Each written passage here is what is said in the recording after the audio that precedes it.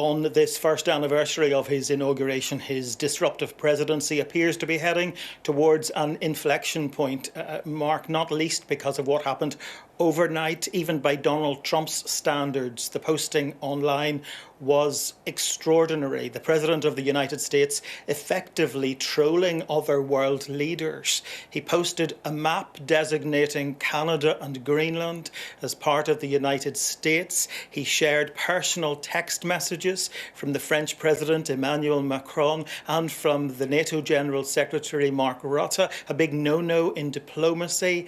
And he appeared to mock the UK when he posted about the brilliant ally. It was the word brilliant in inverted commas, and then described the Chagos Islands deal as great stupidity, even though the United States welcomed that deal not very long ago. And within the last hour, he has posted again, this time saying no single person or president has done more for NATO than President Donald J. Trump. If I didn't come along, there would be no NATO right now. It would have been in the ash heap of history. Sad but true, President DJT. So, as you say, this press briefing is to mark the fact that he is coming to the end now of the first year of his second term in the White House. But given that many of the questions we can safely predict will be about Greenland, I think it could get pretty boisterous in the next hour. Yes, absolutely. And given the outburst on the Chagos Islands and certainly what he said over Greenland, and now also this post you just mentioned regarding NATO, it'll be interesting to see, David, what kind of reception that Donald Trump gets, not at this press conference, but when he, arrives in Davos. Well, Mark, you and I both know he is a man who is glued to the television and glued to social media, so he will be very well aware of the comments that have been made in Davos today. Mark Carney, the Canadian Prime Minister, talking about the rules-based order being over. The world is entering a new era defined by great power rivalry and economic coercion. Those words then reinforced by the French President Emmanuel Macron, who said the global order is shifting from norms and international law towards a system where the strongest nations impose their will. Those words will seriously irritate Donald Trump as he prepares to depart Washington for Davos himself. So I think it is fair to say that the stage is now set for something of a showdown there. There has been some suggestion from commentators who've been following Donald Trump for a long time that he could surprise the audience in Davos by adopting a more compromising tone. But there's been no sign of that overnight, and we wait to hear what he's going to say within the next hour.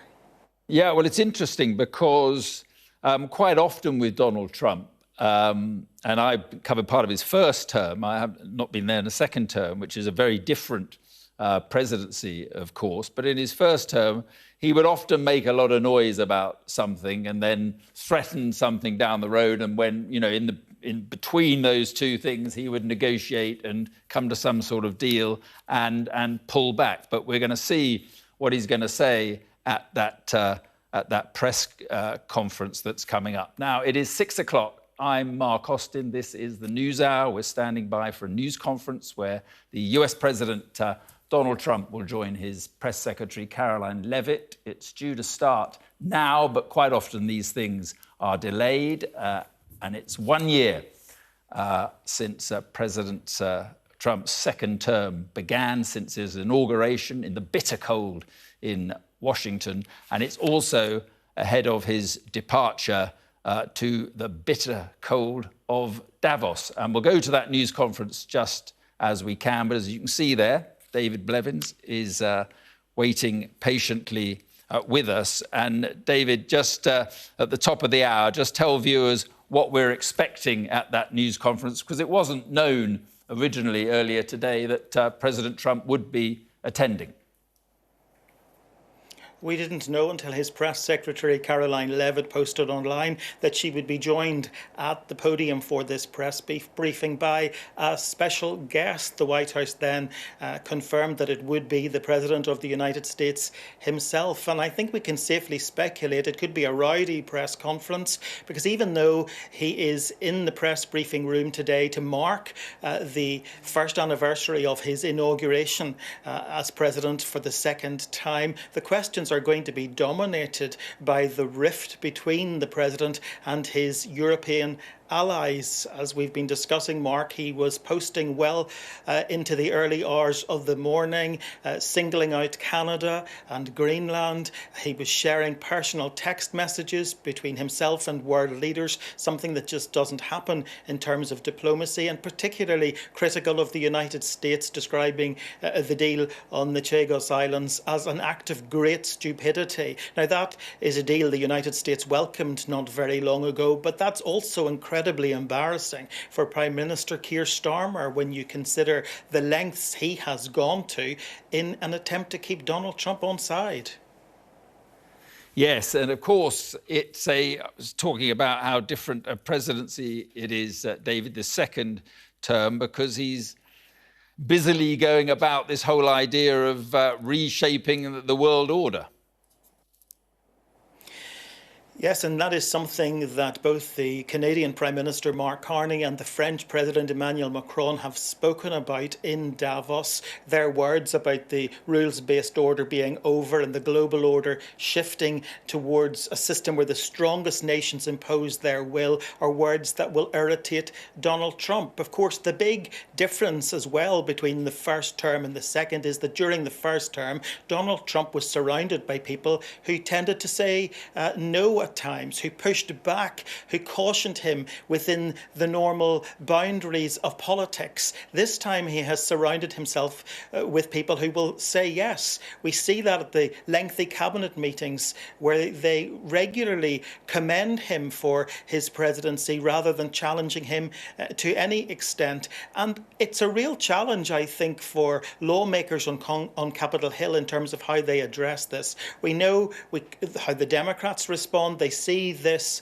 drastic action of imposing tariffs, or at least threatening to, on European allies over Greenland, or even ruling out taking Greenland by force, as evidence of a personal grievance because he didn't win the Nobel Peace Prize. But Republicans, well, they're a bit lost in terms of how to deal with it. They're divided, quite frankly, and that is because on the ground their constituents are largely divided. Some of them are far more focused on domestic affairs, the price of groceries, the price of petrol, what they're paying for their mortgage, than they are on what Donald Trump is doing on the international stage. And then there are others who absolutely welcome this style of presidency. They will say this is what they voted for, a strong man in the White House who's putting the world to right. Right, let's just have a look at the White House briefing room. It's slowly filling up, certainly, and these news conferences are announced as starting at. We're making sure we get a good shot for you. You see, that's what's going on there. But these news conferences often, they say they're starting at 6 and they end up at a little bit later than that. But we can join Mark Stone, our US correspondent. And Mark, I was watching the piece that is running that you've done on President Trump's first year. A lot of it, of course, about this reshaping the world. I guess my question is there a risk in all this that he's not paying enough attention to the economy, which is probably where all the votes are? More than just a risk, Mark. It is a real worry, and it is striking to note that Republicans, not just Republicans, but Trumpian Republicans, MAGA Republicans, are increasingly uneasy specifically about his obsession with Greenland. I mean, I think it is the case that many Republicans would share his concerns over the security of Greenland, but they do not agree with the rhetoric and actually the threats that he's placing against Denmark and against the EU and NATO as well on Denmark, on Greenland. It's a live issue here, and don't assume that everyone in the United States is happy with what's going on. Absolutely not. Mark, just stay with us. We are joined now by the former head of MI6, John Sawes, who I just want to bring in because he is available right now. Thank you very much for being with us. And I just wonder, how dangerous a moment do you think this is with Greenland going on and all the kind of security challenges facing the world at the moment? I think it's a very serious moment that we're facing, especially for Europeans, including the British. Our security has been based around NATO, and now we face the possibility of a real confrontation over the sovereignty of Greenland between two NATO members, between the United States and Denmark. And I'm not surprised that European leaders, including Keir Starmer, have come out strongly behind the Danish position, and not least because the Americans haven't expressed any really substantive concerns about Greenland. It's all about a territory grab and a move towards taking sovereignty for Greenland. It's almost as though it's a sort of pleasing President Trump's ego rather than addressing American security. So I think this is both a very important matter for Europe and the happiest people about this, I think, are the Russians, President Putin reveling in it, which is a very worrying sign. Right, because there is the suggestion that Trump is moving away from NATO or could move away from NATO. How worried are you that NATO will suffer in all this? I think NATO has already suffered. European leaders, not surprisingly, continue to say that Article 5 of the NATO treaty, which guarantees that an attack on one is an attack on all.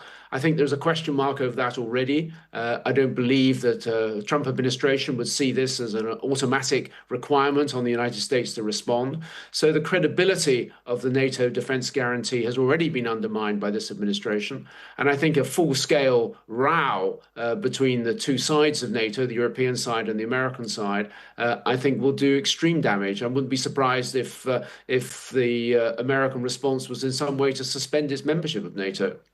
And how difficult could things become for the intelligence services, security services, if there is this sort of increasingly difficult relationship with the United States? I think it is going to become more difficult. We've already seen tensions over sharing of intelligence between British and European intelligence agencies with the Americans. For example, in the run-up to the Venezuela abduction of the president.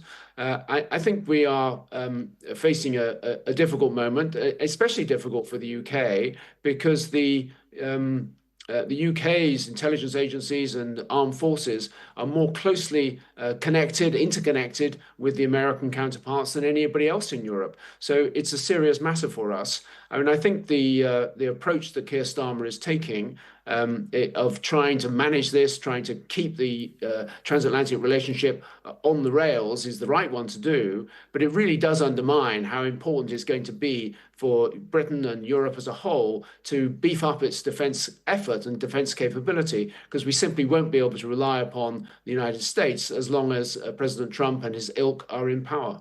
So is a choice approaching then? Do we let the US go, do what they want to do, and make the choice that the UK and Europe could go it alone, if that means, as you say, that's going to require, fundamentally, loads more defence spending? Well, don't get me wrong, Mark, that's not what we want. And I don't think any British Prime Minister would opt for a relationship with Europe if that had the effect of breaking the relationship that we have with the United States. We want to manage them both alongside one another.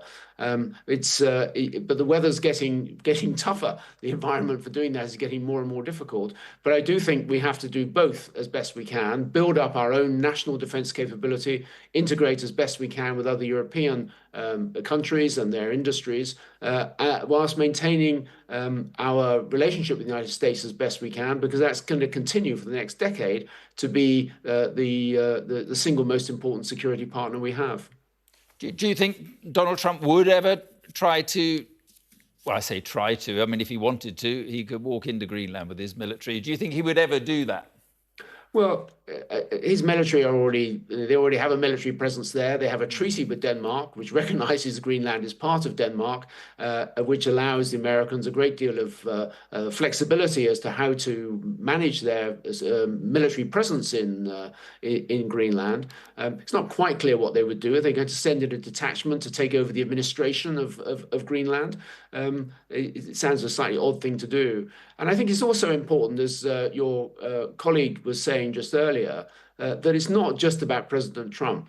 There are many others, not just in the administration, but especially in Congress, including Republicans in Congress, who are very strongly supportive of NATO, strongly supportive of the transatlantic alliance. And I don't think President Trump has an entirely free hand on this. So, yes, it could end up with the Americans making declaratory moves, beefing up their security presence in Greenland. I think if that happens, we would just stick to our legal position. It would be a bit like the way the Soviet Union took over the Baltic states in 1941. We refused to recognize the legality of that, and it was we had to wait 50 years for the Baltic states to regain their independence. I don't think it would have to take that long over Greenland, but we certainly would not recognize any legal change of sovereignty of Greenland without the agreement of Denmark and the Greenlanders themselves. Just finally, while we've got you, John, on just away from Trump for a second, on China and this mega embassy, where do you stand on that? I mean, the government is saying that they're assured about the security issues. Are you also assured, or are you worried?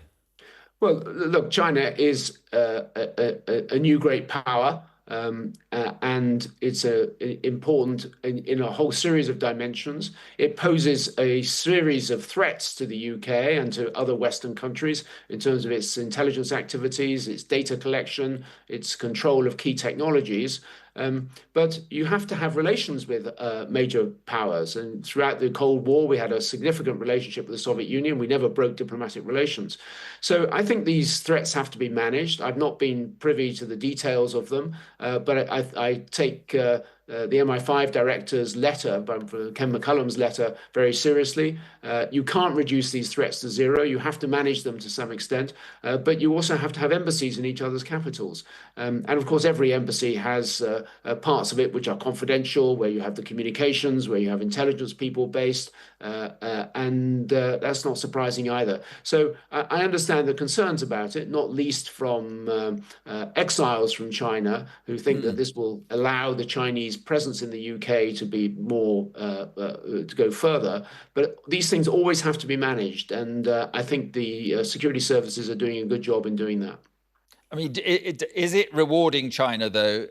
You mentioned the Chinese democracy activists who have fled to the UK, living here. This will instill fear in them. They've imprisoned a British citizen, Jimmy Lai, in Hong Kong. Is this? Are we rewarding them? Is trade winning over, human rights and security, or not? Look, in international relations, Mark, you have to be able to walk and chew gum. You've got to be able to do several things at once. There are ways to express and to raise human rights concerns. There are legal ways to protect Chinese exiles in this country from being harassed by Chinese officialdom. And I think we need to take all those measures. I have a lot of sympathy with Chinese exiles here, but that doesn't mean you can then base your entire relationship on China's attitudes towards its own human rights, towards the human rights of its own people and to those of its exiles overseas. So we have to have an embassy of China here. We need to have a relationship with China, but we also need to be expressing our concerns and keep our defences high because they are posing a threat as well. Sir John Sawers, appreciate your time. Thank you very much indeed. Thank you. Right, just to let you know what's happening, we are awaiting President Trump, who is going to appear at that podium in the next few minutes, we're told, and to mark his first year of his second term. I was speaking to Mark Stone. I don't know whether Mark Stone is still there. Mark, I'm sorry to break off with you, and we were just talking about whether there are votes in all these sort of foreign adventures, and I suppose that's the point, is it? Are there votes in getting hold of Greenland and kidnapping Nicolas Maduro? Well, I think, I've been thinking about this a lot over the past few weeks. I think rather like the world might have misunderstood what America First means, that mantra, that MAGA mantra, I think perhaps American voters might have misunderstood it as well, because many people believed that it meant America only, it meant America looking inward, isolationist America. But actually, what it's turned out to mean is America and to hell with everyone else. And far from being isolationist, Donald Trump has been, kind of Emperor Trump over the course of the past year, and proudly so. And I think his challenge now is to persuade the American people and to explain to the American people why Emperor Trump and why Venezuela and why Greenland are important for them, whether they be in Arkansas or North Dakota. Why should it matter to them? Now, he and his team will argue, I'm sure, that first dibs on the oil out of Venezuela is surely good for America, and that first dibs on the minerals under the ice in Greenland is also good for America, and that security of Greenland is good for America. But I think the fundamental difference that we've got with this Trump administration and with previous administrations is that while at least there was a pretense, and I think it was more than a pretense, in the old America, that yes, it was all about America first and all of that in previous administrations, but there was a general sense that democracy mattered, that human rights mattered, that the rule of law mattered, and that generally the West was better together than apart. Now, I think what's happened with Trump is that he seems to have ripped all that up. And so while he's going to have to persuade American voters that there is good reason for that. And I think he's probably already lost most of his old friends who are clearly now believing that he is anything but a reliable ally. Yeah, Mark, stay with us if you can. I just want to join David Blevins, who I think is in the room. Is that right? He's in the... he's not in the room. I see. David, sorry, I thought you were in the room. But they've been handing out, I saw them just now handing out some sort of notice of some sort of paper. What is that about? Yeah, I'm not in the room, Mark, but our colleague James Matthews has squeezed into a very packed press room. They've been handing out a document entitled 365 Wins in 365 Days, lauding what they regard as the President's accomplishments during his first year in office. James tells us there was laughter in the room as those statements were handed out. One journalist shouted, "Finally, the Epstein files," a reference, of course, to the fact that yesterday marked a month since the deadline passed for the release of all the Epstein files, and to date I think somewhere around 1 or 2% of them are in the public domain. But it has gone 6:15 there in the UK, 1:50, in fact coming up to 1:20 now in the United States on the eastern side of it anyway. And I think it's important to remind people that this press conference is taking place to mark the President's first year in office. But given the debacle over Greenland, the spat that's going on with his European allies, we can safely assume that it's going to get pretty heated overnight. We had an extraordinary posting of memes and messages by the President, effectively trolling other world leaders. He shared a map designating Greenland and Canada as part of the United States. He shared personal text messages from Mark Rutte, the NATO General Secretary, the French President, Emmanuel Macron, just something you don't do in terms of diplomacy. He mocked, or appeared to mock, the UK as a brilliant ally by putting the word brilliant in inverted commas.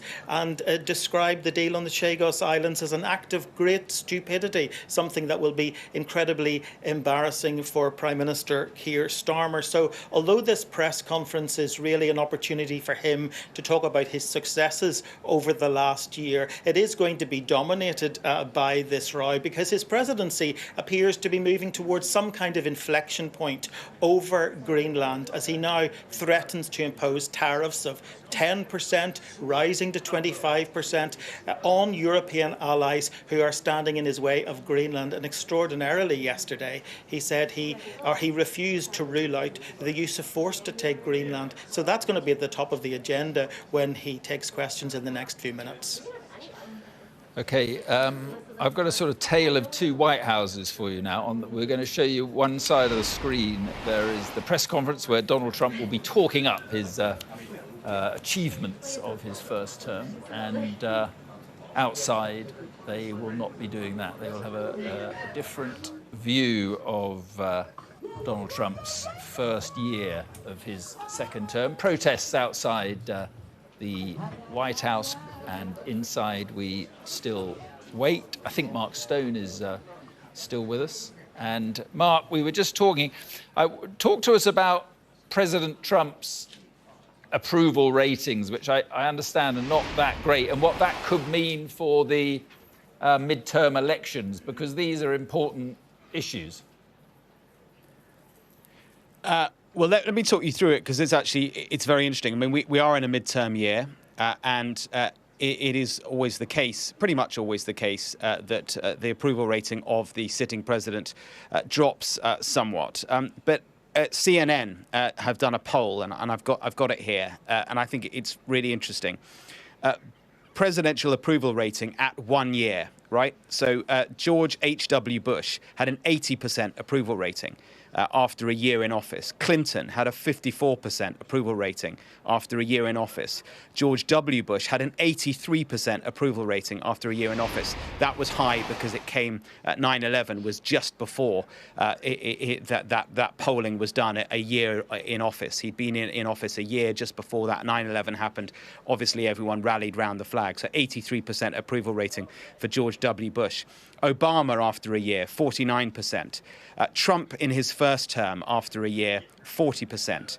Biden after his first year, 41%. Donald Trump after his first year in his second term, 39%. So that is the lowest approval rating of any president going back to 1990, perhaps before. I haven't got the figures before that. So that gives you a sense of how popular or how unpopular Donald Trump is at this 1 year mark. And then if you take specific issues as well, again, I'm borrowing a CNN poll here.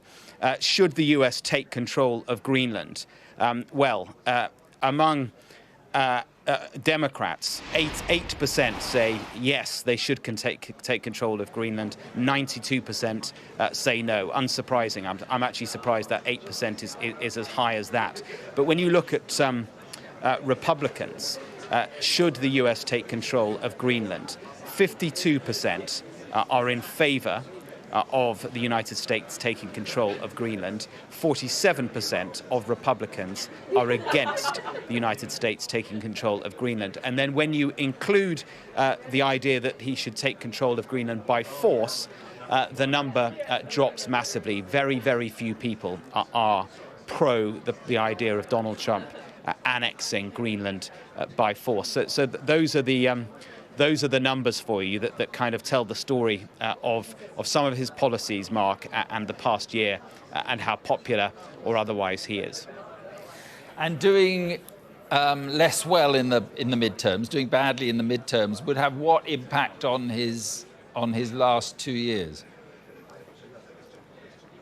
Well, if he remember at the moment that the Republicans control both houses of Congress. The upper house the Senate, and the lower house, the House of Representatives. So in that sense, they have the trifecta. They control everything, the White House and both powerhouses in Congress, although it's worth saying that Congress has been bypassed in much of what Donald Trump has been pushing through over the course of the past year. Now, if the Republicans do not do well in the midterms, which are in November, then they could lose one or both houses of Congress, which would mean that they are very much more limited in what the White House is very much more limited in what it's able to do. But that's assuming that he cares about the rule of law in the United States. And as I say, as things have gone for this year, he's kind of bypassed Congress anyway.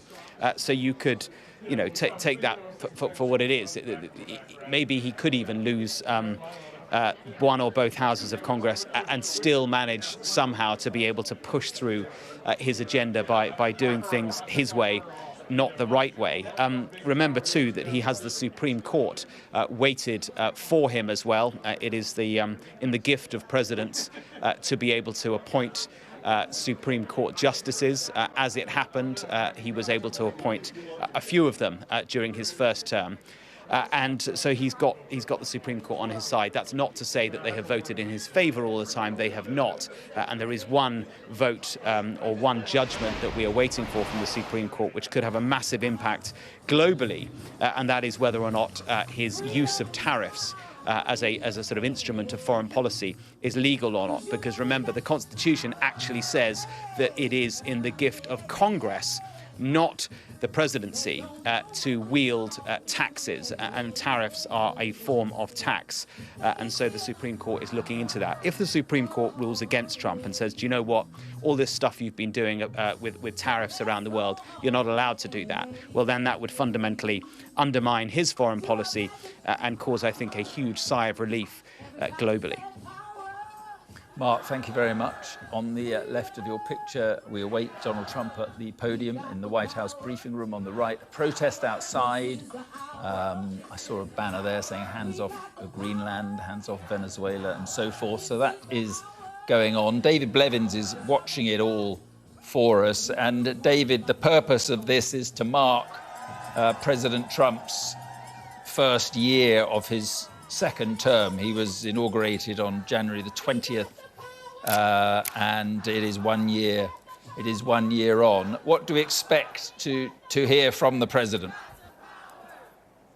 Well, within the last few minutes, the White House has issued a statement entitled 365 wins in 365 days. I'm not able to read that quickly, Mark, but I can tell you from a quick scan, it focuses on what the president has achieved in terms of border security. It talks about the economy, claims he has brought billions in from those sweeping global tariffs.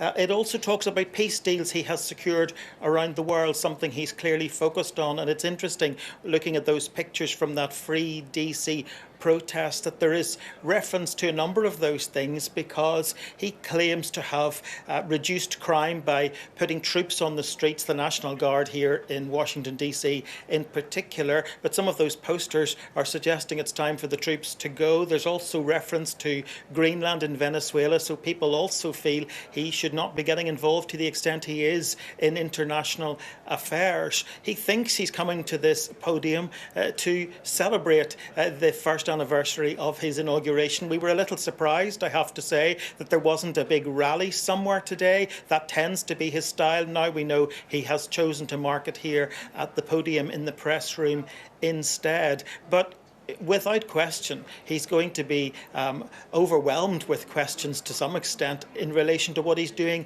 in Greenland, because even here at home on Capitol Hill, people can't quite believe that the President of the United States has threatened to impose tariffs on European allies, NATO allies. And there seems to be some confusion about why he's done that.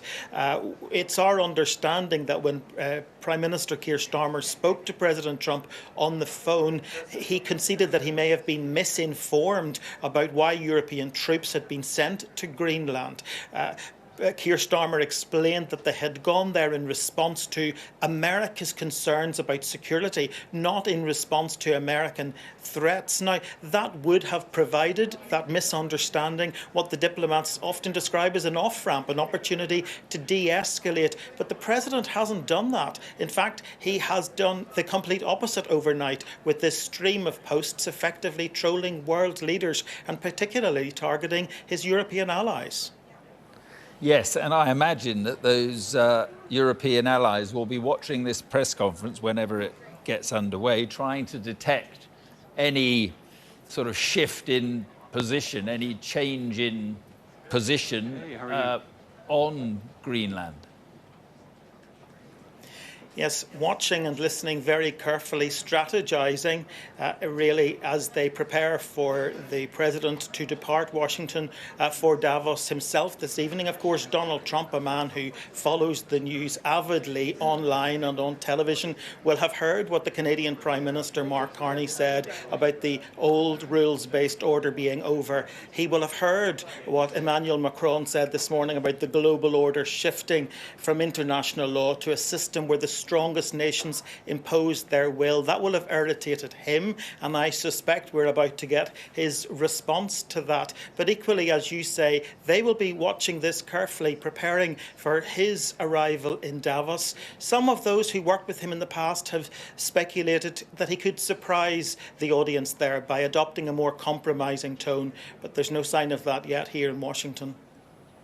No, and I'm just seeing this latest post that I think you referred to a little earlier on NATO, which will certainly worry NATO members. No single person or president has done more for NATO than President Donald J. Trump. If I didn't come along, there would be no NATO right now. It would have been in the ash heap of history. Sad but true, President DJT. So claiming the sort of glory for NATO still existing. And I guess his point there is that he was threatening in his first term to walk away from NATO if members didn't increase spending on defence. And he is claiming some sort of victory. And he's right to do so because many members, NATO members, did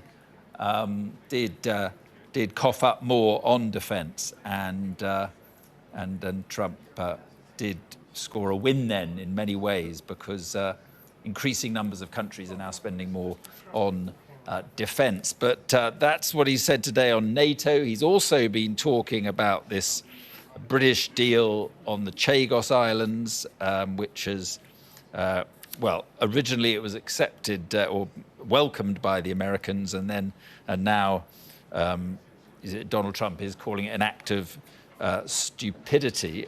We've been talking to Mark Stone, and we can rejoin him. And Mark, it's interesting, isn't it?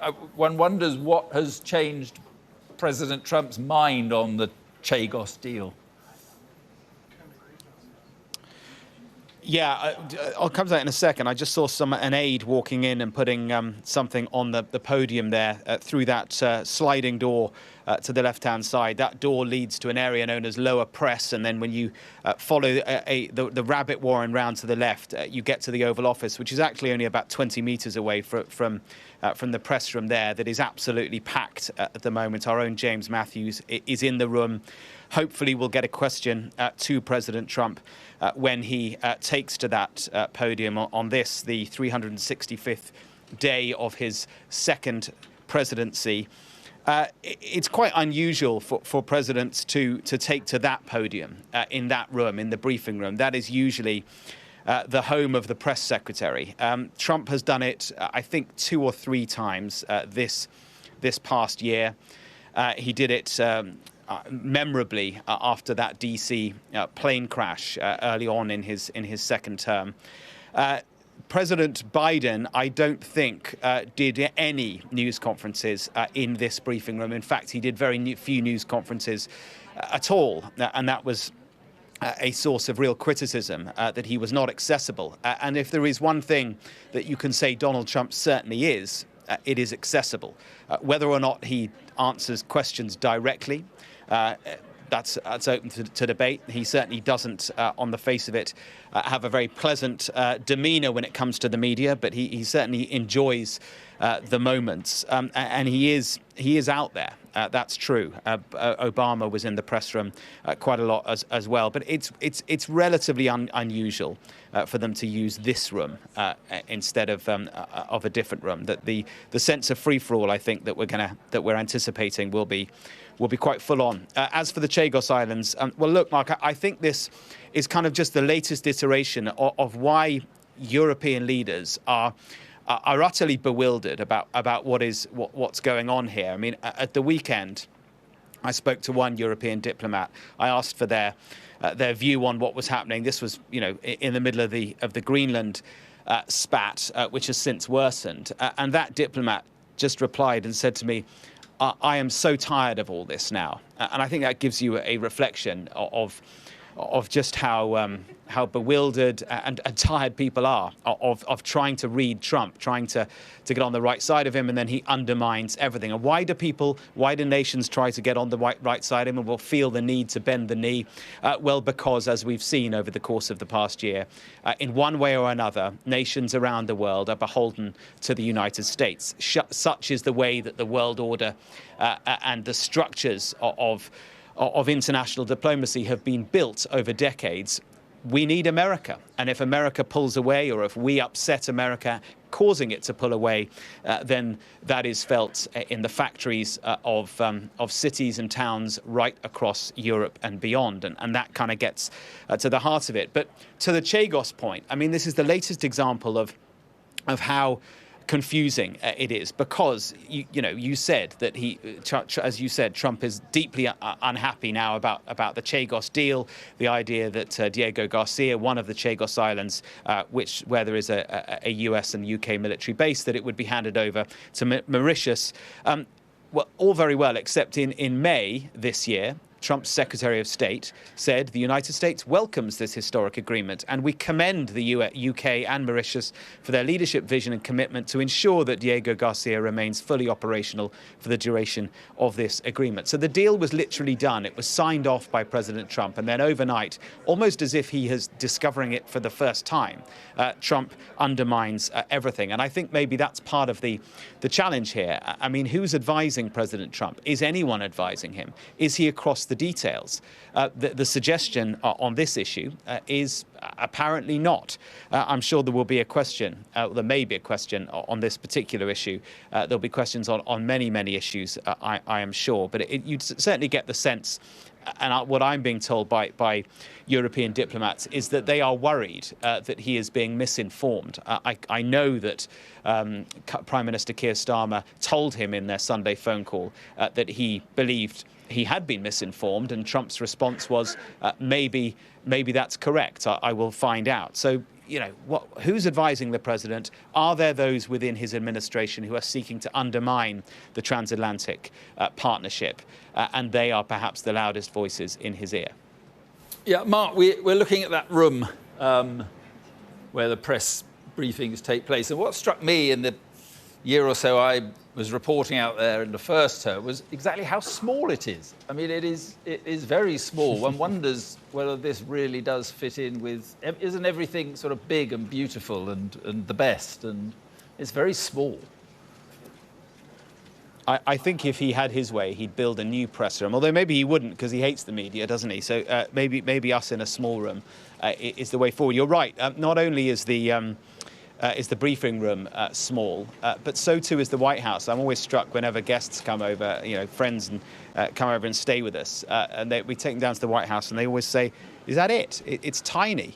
It is small, although it will soon be dwarfed by the new ballroom that President Trump is building, which is completely out of proportion.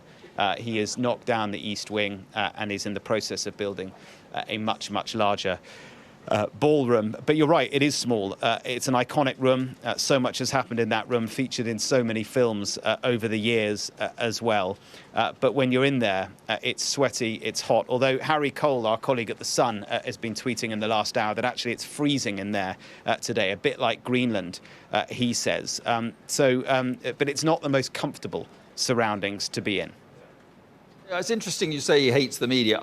I wonder whether he does. I think he actually likes the media. I think he likes to pretend to hate the media, but he courts the media. Everything he does is in media eye. There's cameras everywhere.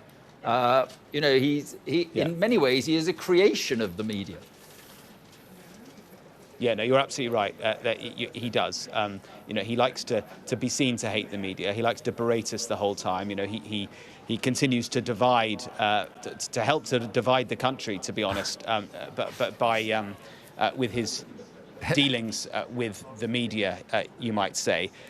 But he needs the media, and that's evidenced by the fact that publicly he bangs on, for example, about how awful the New York Times is, and then what does he do? He invites 5 or 6 journalists from the New York Times into the Oval Office for an extensive, free-flowing interview, and that is to my point earlier that he is unquestionably the most accessible president in modern history.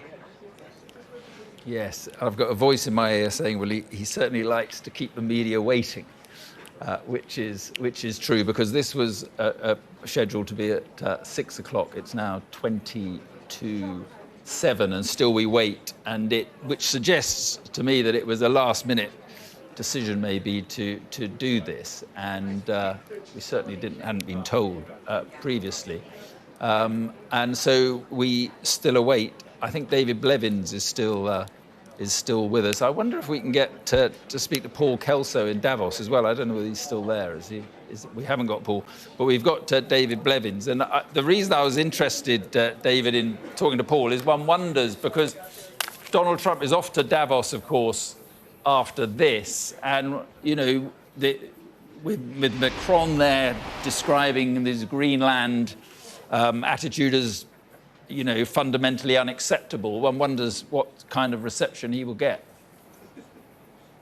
Yeah, many sides to Donald Trump domestically and in terms of foreign affairs. We've been looking at two of those sides in the last few minutes. On the right-hand side of the screen, you've seen protests taking place in Washington, D.C. On the left-hand side, you see the press room set up for the President's arrival. The familiar scene there of the two faux pillars, the two flags, the American standard, the presidential flag. On the other side, that blue field with the President's seal. You also see the presidential seal on the podium. Confirmation in itself that Donald Trump will be standing there in the next few minutes. And we know he is coming to talk up what he regards as big wins over the last 365 years. 365 days, I should say. It feels like 365 years. He'll also, of course, be speaking many questions in relation to what's going on with his European allies. The other thing we haven't talked very much about, of course, is another controversial issue that's been on the agenda this week, and that is the new Board of Peace for Gaza. We know that President Trump took a very unconventional approach to ending the war there, and he's now taking an equally unconventional approach to building the peace, suggesting that to remain a permanent member of the board, people are going to have to fork out $1 billion money which he will personally handle. Now that in itself is extraordinary, but what is even more remarkable is that he has invited people like Vladimir Putin, the Russian president, to sit on that board. That's a circle that's very hard to square when you consider that he is suggesting that Russia, along with China, poses a threat to Greenland, but he's inviting the Russian president to take a seat on what he has branded a board of peace in the Middle East. Just one of the other issues I strongly suspect he'll take some questions on when he finally comes through that door and makes his way to the podium. Issue of the Board of Peace, President Trump's Board of Peace, is that strictly about Gaza, or there are some suggestions that it's a much wider thing that Trump wants to do here, and that's why he's inviting all these different people, and it's some sort of challenge to the UN? Is that at all how it's been? I'm being told I've got to go to Mark Stone. So, Mark, what are you hearing? I haven't got anything particularly spicy to add. Sorry, you've got misinformation there, Mark.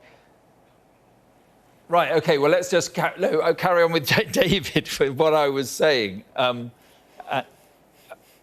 we've got audio issues with David. So we really do need President Trump to come out right now. Mark, I don't know if you can hear me. We're just talking about the border peace, and there were suggestions that it was some sort of challenge, to the UN, because, of course, Donald Trump has, well, virtually contempt for the UN.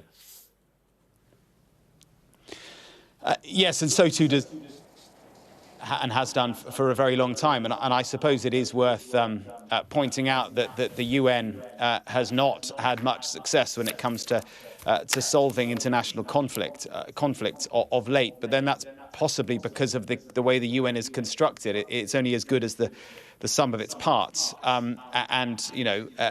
For that reason, it hasn't had much success. Is that a reason to effectively try and put together a parallel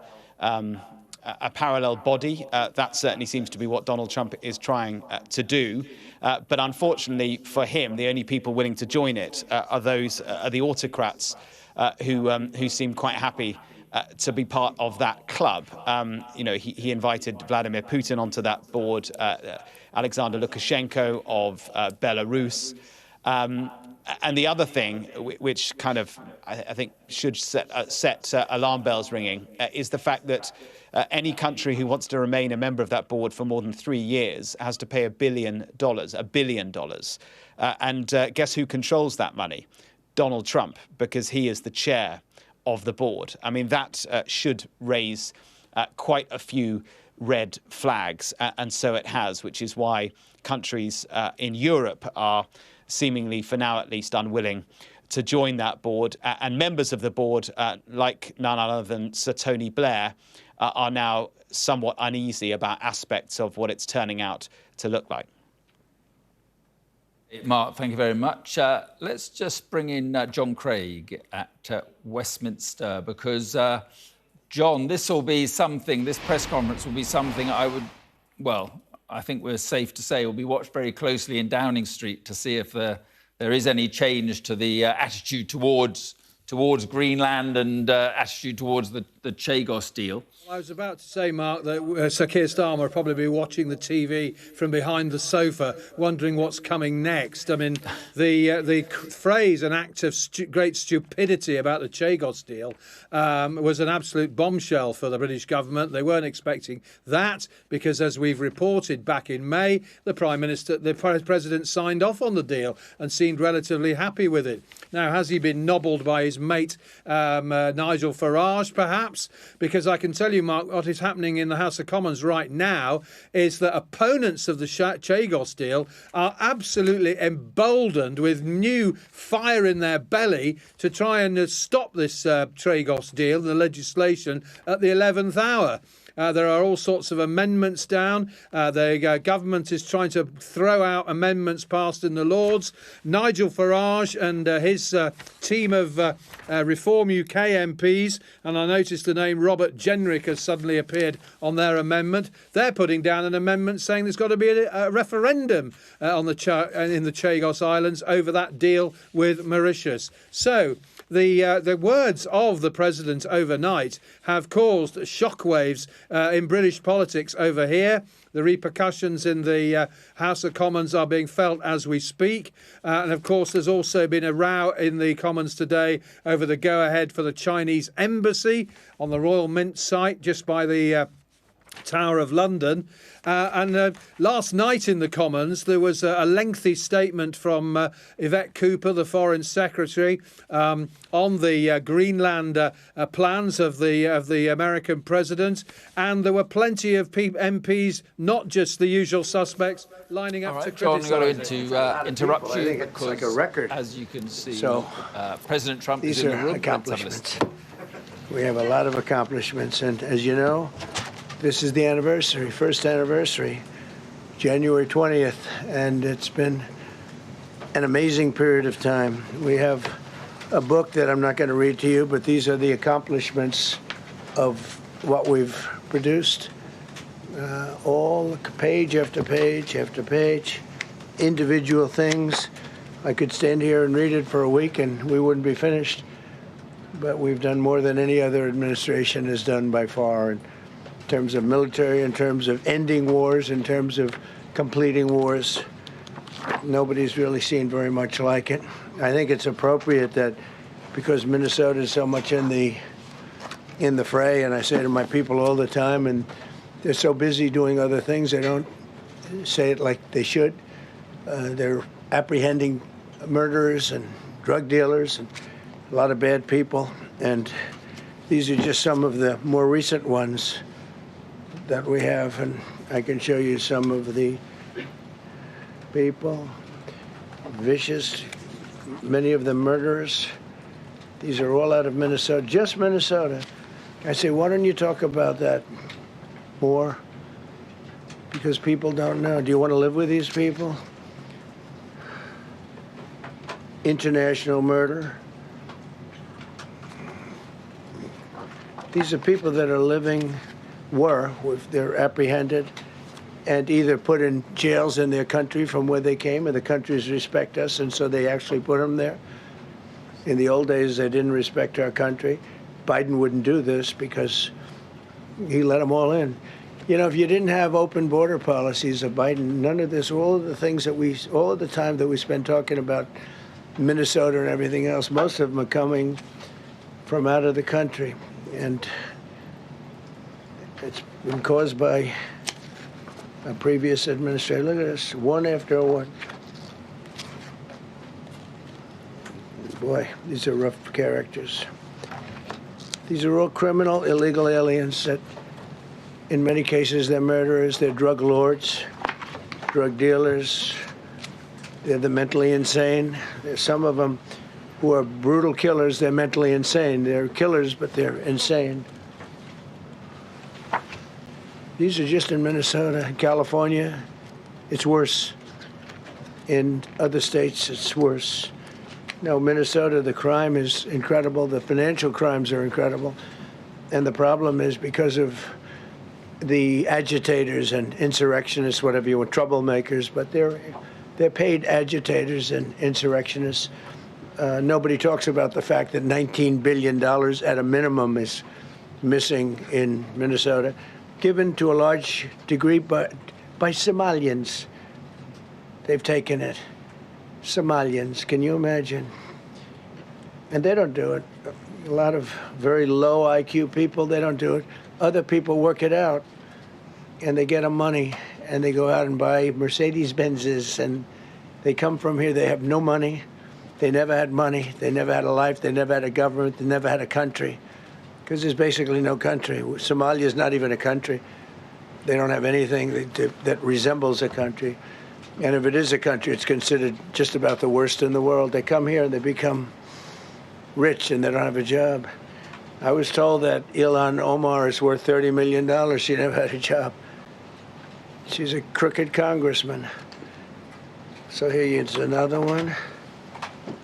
And I have, oh, by the way, we just took out, these are all what ICE is doing. And it's a dangerous job. These are rough people. Weapons. This one here is very bad.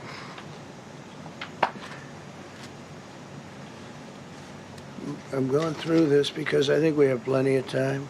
I'm going to beautiful place in Switzerland where we'll be, I'm sure I'm very happily awaited for. In Switzerland, they don't know about this. They don't have this problem. They have other problems, but they don't have this problem. Look, killed somebody. Look, and these are rough people. These are not, this was all allowed into our country through open borders. These dumbest policies, you know, men and women's sports is dumb.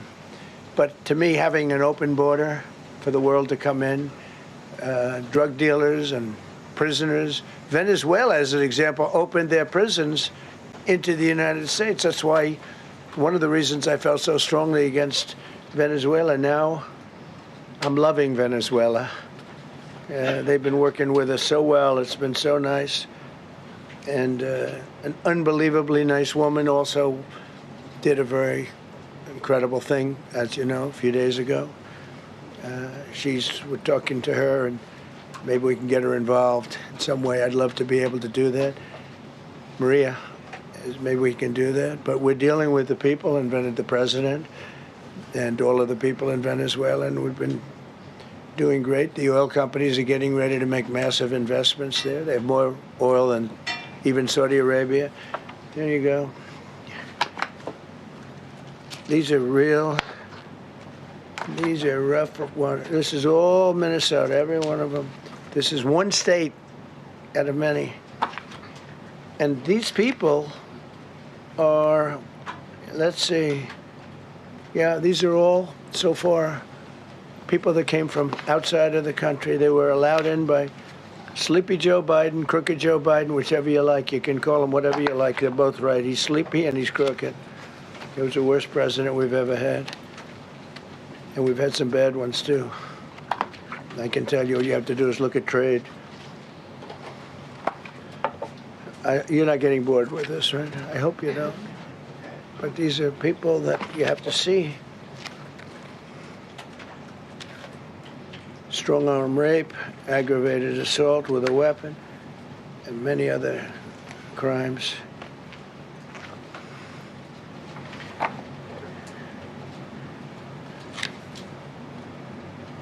Gang member, known as one of the toughest people around. These are tough people. So this is what the people are trying to protect, because all ICE wants to do is get them out of our country, bring them to prisons and jails and mental institutions from where they came. That's all they want to do. They're patriots, and they have to be abused by guys like Don Lemon, who's a loser, lightweight. I saw him the way he walked in that church. It was terrible. I have such respect for that pastor. He was so calm. He was so nice. He was just accosted. What they did in that church was horrible yesterday. Look at it. 24 convictions. 24 times convicted. They're not charges. These are convictions. So he comes from outside the country. Do you think he's going to be good here? He's convicted 24 times. He's going to be good here, right? It doesn't work that way. He's a man murderer. One of many. One of many. All they want to do is get him out. They want to take him out of our country. And we're met with paid agitators and insurrectionists, troublemakers. They're paid. You know, when the woman was shot, I felt terribly about that. And I understand both sides of it. But when she was shot, there was another woman that was screaming shame, shame, shame, shame, right? You saw it. So loud. It was like a professional opera singer. She was so loud and so professional. She wasn't a woman that was hurt, like, oh, my heart's injured. She was a professional. She's shame, shame. She's screaming, shame, shame. I said, that's not a normal person. That's a professional. These are professional agitators and professional people that want to see our country do badly. But that's not happening because we have the hottest country anywhere in the world, despite this stuff. Look at this. All top of the line criminals. They're not going to be good. They're not going to be well behaved here. I could do thousands. We had over 3,000 in the last fairly short while. Just in Minnesota. What's the number, Carol? 10,000. 10,000 criminals arrested in Minnesota alone. 10,000 criminals. And these are serious criminals. Now, how can a place with 10,000 criminals, how can you have a state? And yet they're fighting us. Yeah, I like that guy. He keeps nodding to me. You agree with me, I guess. I like him. I don't know who he is, but I like him. He keeps nodding. He says, you're right. He's obviously a little on the right side, maybe. Look. These are rough ones. So this, we just took this off a stack. We have many stacks like this. Like, I could go 30 times what I'm showing you now.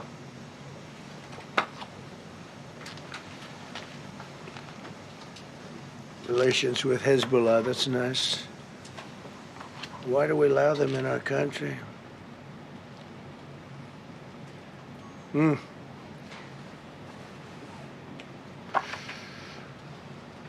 I'm just looking at these charges. It's just pretty incredible. Many murderers, many murderers, people that murdered.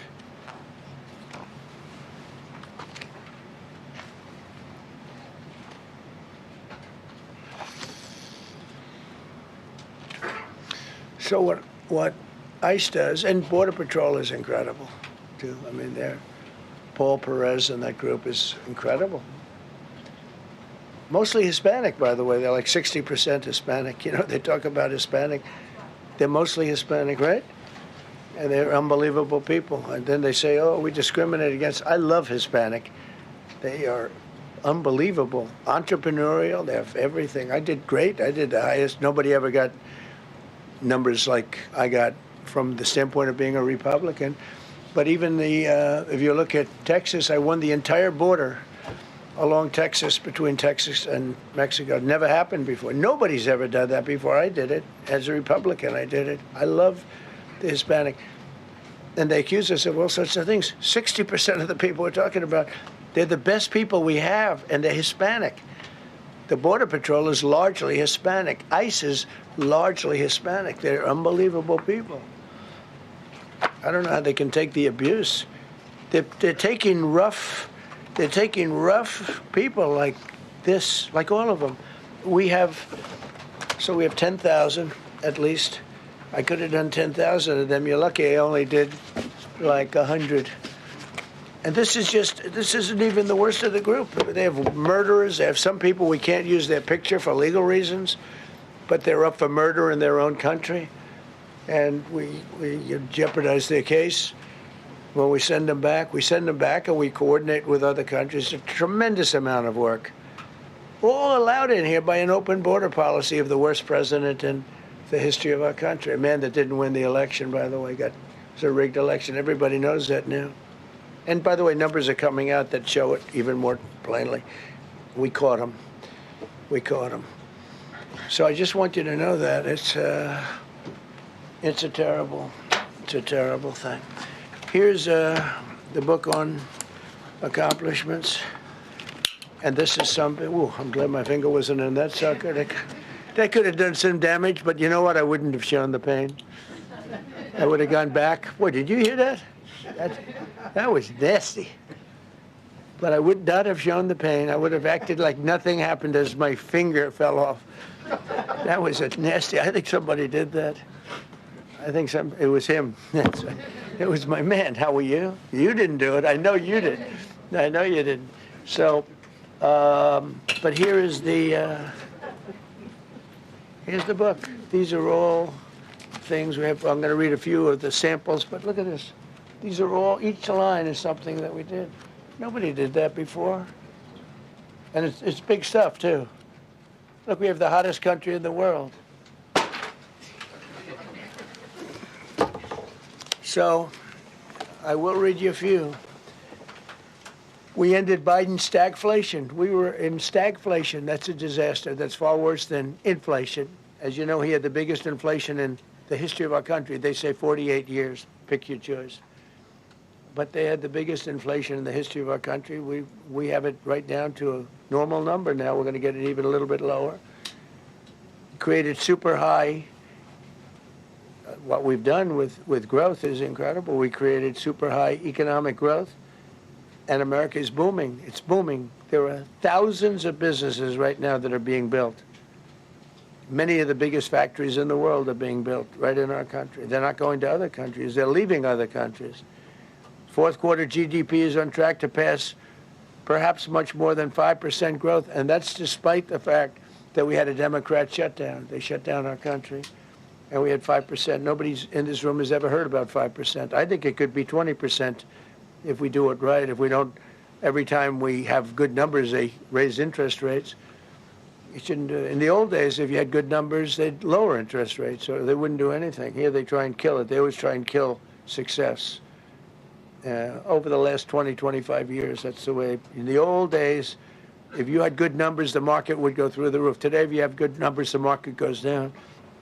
But by the way, we've had the best stock market in history, the best 401ks in history, and we inherited a mess the numbers that we inherited were way up, and now we brought them, almost all of them, way down. We brought them way down. I mean, I'm not getting, maybe I have the bad public relations people, but we're not getting it across. We inherited high numbers, and we brought them way down. And look at gasoline. They have places in the country now, $1.99 a gallon. $1.99, $2.30, $2.50. I guess the average now they're saying is $2.31. I mean, he was at $4.50 and $5 for periods of time. And he went back to the Trump formula, but he didn't do it properly, and he really went back to parts of it because you would have had $8 gasoline if they didn't. But he didn't do it properly. He had people that didn't know what they were doing. Core inflation for the last 3 months is 1.6%. 1.6. Their core inflation was so high that nobody could even calculate it. Under Biden, real incomes declined $3,000. Think of that, $3,000. That's a year. In 12 months, Trump real incomes went up by $2,000 and $3,000 and even in some cases $5,000. It's a tremendous difference. Stock market has set 52 all-time record highs during the course of the 11 months, because this was done on 11 months. Now we are actually officially 12 months as of today. 52 all-time record highs. That means 401ks did great. I have people see me all the time, policemen that guard us really well, and got to know them a little bit. And they said, "Sir, you're making me look so good. My 401k is through the roof. My wife thinks I'm the greatest genius, that I'm a financial genius, like Warren Buffett." He told me that. He said, I think they have better returns than Warren Buffett right now. But he said, all my life, my wife has been criticizing me for not being smart financially. Now, all of a sudden, she loves me more. But we added $9 trillion in value to retirement accounts, saving many people. I mean, they were going out of business. Think of it. We added $9 trillion of value to retirement accounts, savings accounts, and 401ks. That's during the course of 12 months. And I think it's probably 11 months because I don't think they have it for the 12. They have it for the 11. Added $9 trillion of value. Lifted more than 1.2 million Americans off food stamps in 1 year. They would have had another 1.2 million. We would have had, welfare would have gone up. And instead of investing $18 trillion in our country, now it's probably more than that, but $18 trillion and having thousands of plants being built all over the country, you would have had thousands of plants closing all over the country, and you would have had disinvestment, and you would have had welfare going way up. You know, if you look at SNAP, take a look at SNAP, what happened with that? It was at $7 billion, and it came out to over $51 billion. Nobody has ever seen anything like it. The past administration, they had no clue.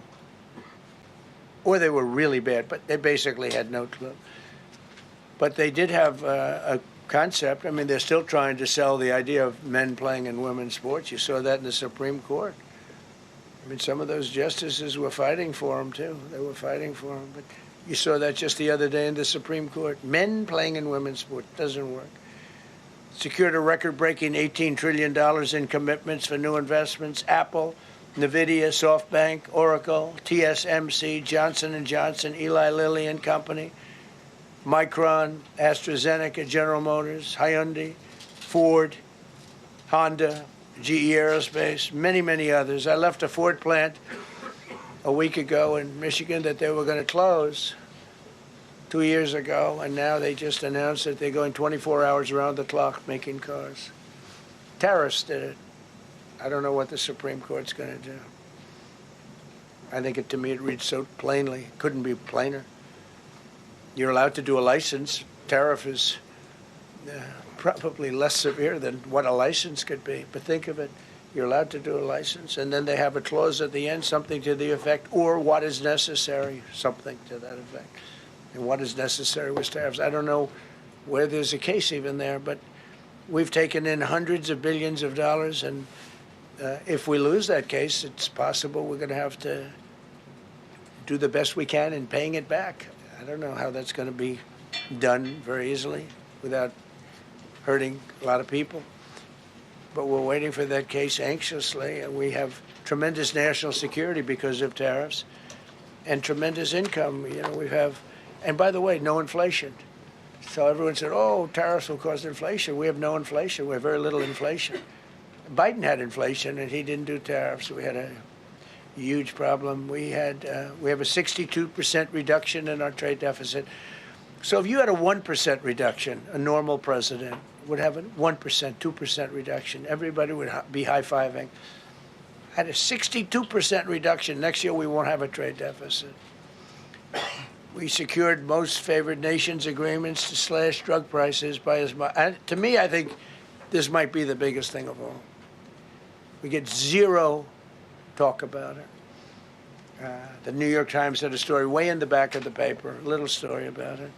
I think it's the biggest thing there is. When you talk about health care, drug prices will go down more than ever before for any country, because we were priced at such a level that we were subsidizing the entire world, big place in the world.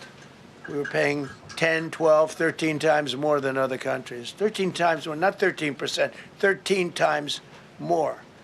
A pill that was selling in London for $10 would sell in New York for $130. That's 13 times. More than that even. But we secured most favored nations agreements to slash drug prices by as much as 300, 400, 500, and even 600%, including with Pfizer, AstraZeneca, Eli Lilly, Novo Nordisk, Gilead Sciences, EMD, Serenio, and many others. If you look at some of the prices that are coming down, where a price would come down $1,300 coming down to $87. Think of it. So something that was costing $1,300 is now costing $87. And the fake news doesn't want to write about it. That's why I do this. I don't like to do this, to be honest with you. But I do it because got to get the word out. We signed one big, beautiful bill. I call it the Great Big Beautiful Bill, delivering the largest tax cuts in history. No tax on tips, no tax on Social Security, no tax on overtime. We made interest on car loans tax deductible for U.S.-built automobiles only. So if you buy an automobile built in the United States, we're not doing it for Germany and Canada and different places. We're doing it only if it's built here. We want them to be built here. A lot of the Canadian auto plants are closing and they're moving into the United States. Same thing with Mexico, same thing with Germany, and same thing with Japan and other countries. They're moving into the United States because of tariffs, because they don't want to pay the tariffs. It's too much. They can't pay the tariffs.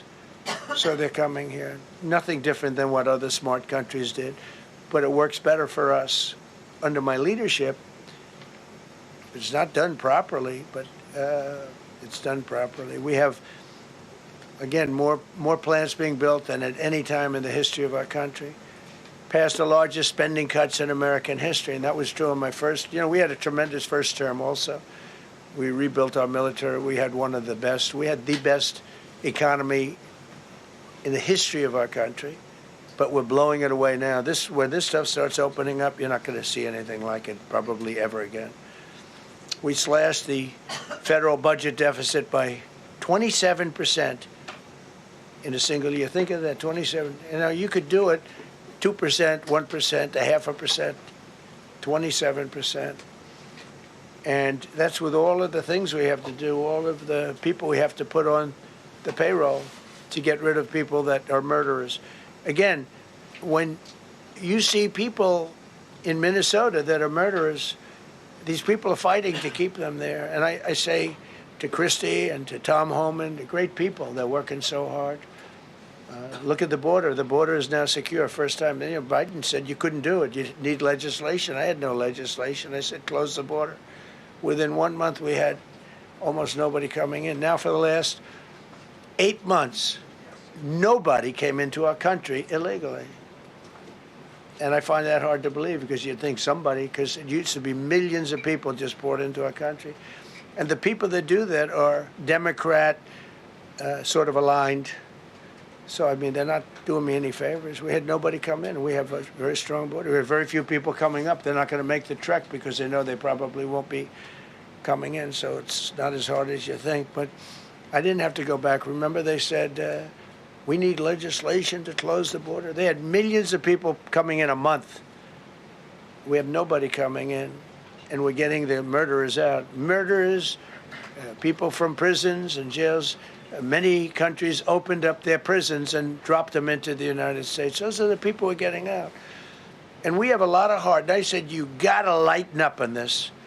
We have a lot of heart for people. They came in illegally, but they're good people, and they're working now on farms, and they're working in luncheonettes and hotels and all.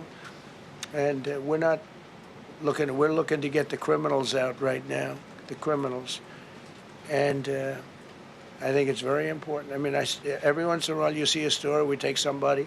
He should be out because they came in illegally. So in theory, they should be. But we're focused on the murderers, the drug dealers, the mentally insane. We have a lot of mentally insane killers. I mean, you can't even talk to them. It'd be nice if you could have a little reason, but you can't even reason. These are seriously ill people. You have a couple of countries where they were loaded up. Their mental institutions and insane asylums were loaded to the gills. They couldn't get. They're empty now. But they're filling up because we're bringing them all back. We know where they came from. And every country accepts them. You know, under Biden, they wouldn't take. They had so little respect that they'd bring them there, and they wouldn't take them. They said, get the hell out of here. They would be bringing a plane in to land in a country, and they'd put 5 planes on the runway so you couldn't land the plane.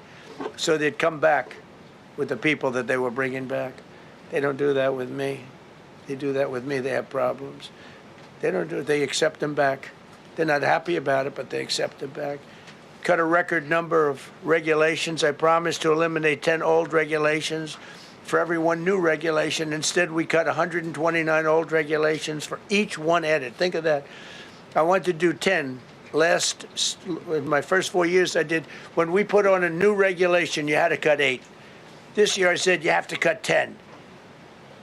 Instead, we cut 129. So every time, so far, can't remain like that, I don't imagine. I hope I can, because we have so much wasted regulation, stupid regulations. Regulations where they go by California, which is a disaster state, with a governor that truly is doing a bad job. He's killing that state. If he ever ran the country, this country would be Venezuela very quickly. Using tariffs slashed the U.S. trade deficit by an incredible 77%. The trade deficit is down, and that doesn't include the last month where we had our best month. We slashed the trade deficit by an incredible 77% in 1 year with no inflation, something that everyone said could not be done. So we had essentially no inflation. In fact, the last month we had almost no inflation. But we slashed the trade deficit by 77%. If you slashed it by 1%, that was good. Again, we did that with tariffs and intelligence. We did that with November 5th, great election. We secured historic trade deals to reduce barriers on U.S. exports with countries covering 40% of all U.S. trade. Think of that. American exports are up by more than $150 billion this year. People said, oh, we're not exporting. All we do is buy. If you keep buying, you're not going to have a country for very long. So we increased exports by more than $150 billion.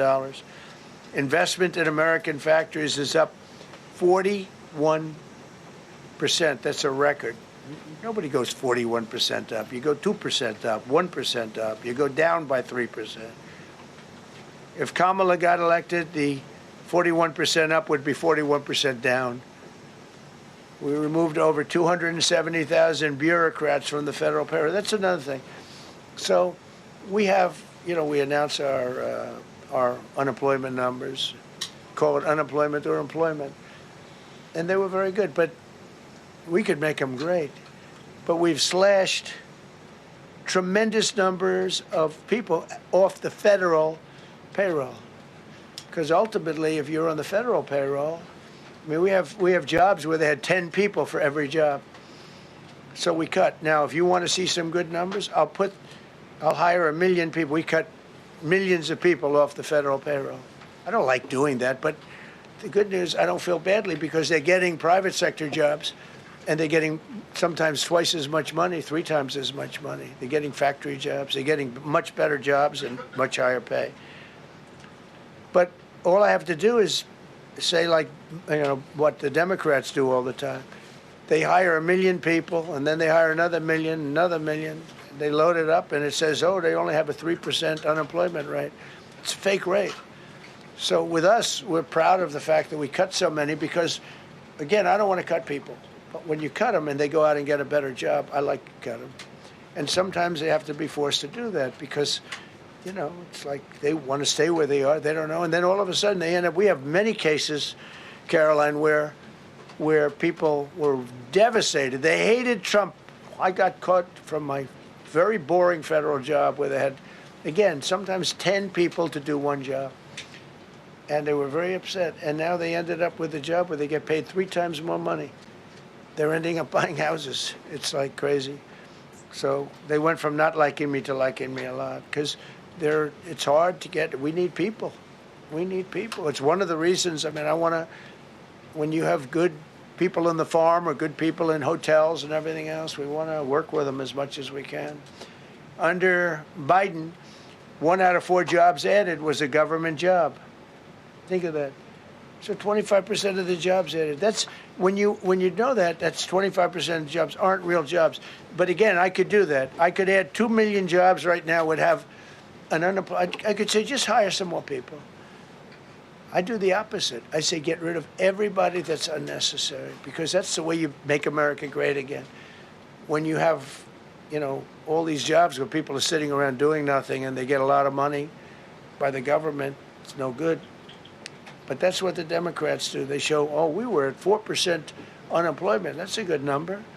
But they just add jobs, or they wouldn't cut. They would never cut jobs. Under Trump, 100% of all new jobs created have been in the private sector. Think of that. Not 1% has gone to federal. So under Biden, 1 out of 4 was a government job. Under Trump, 100% of the new jobs created, 100% came from the private sector. That's how you make your country wealthy and strong and good. We inherited the worst border in history and turned it into the strongest border in history. Illegal crossings have plummeted to the lowest level ever recorded, down 99.999%. That means down 100%. 99.99. Now, I want to find out who that one person is. For 8 months in a row, 0, and these are government numbers, these are not my numbers. For 8 months in a row, 0 illegal aliens were admitted to our country. 0. Nobody came in, unless they came in legally. We have a big process for having people come in legally, by the way. A lot of people are coming in legally. They have to prove they love our country. They have to prove that they're not going to need welfare. A lot of things they have to prove.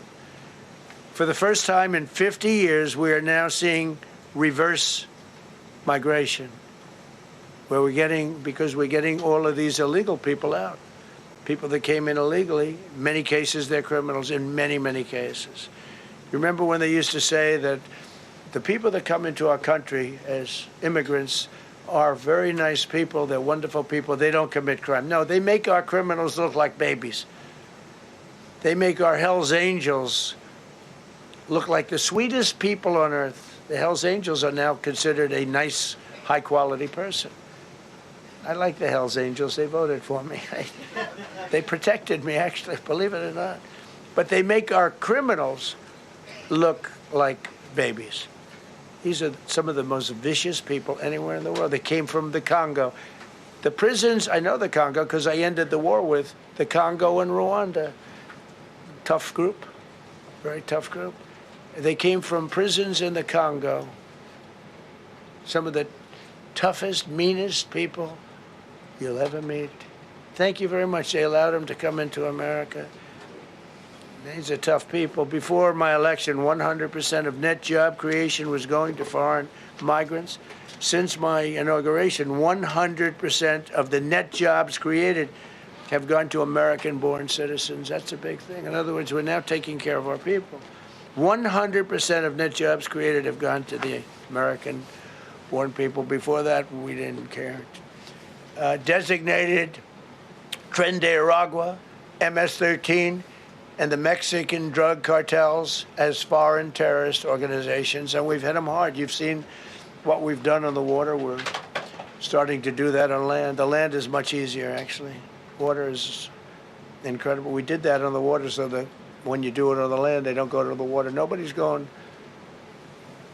into the boat business right now, I can tell you. 97% down drugs coming in by water. 97%. Nobody ever heard of that before. They heard 2%, 1%. It went up 2%. 97, and we're looking for the 3%. Who the hell are the 3%? They're crazy.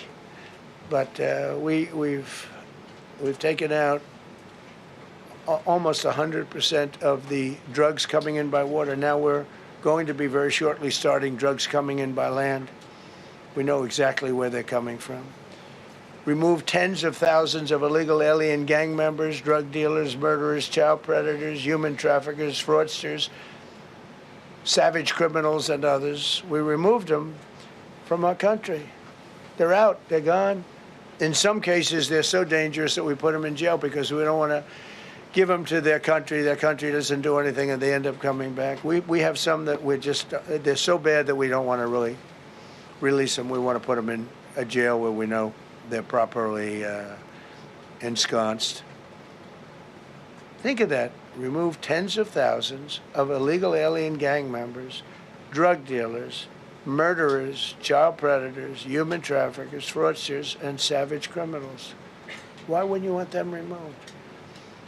The reason is because these are insurrectionists that are doing this work.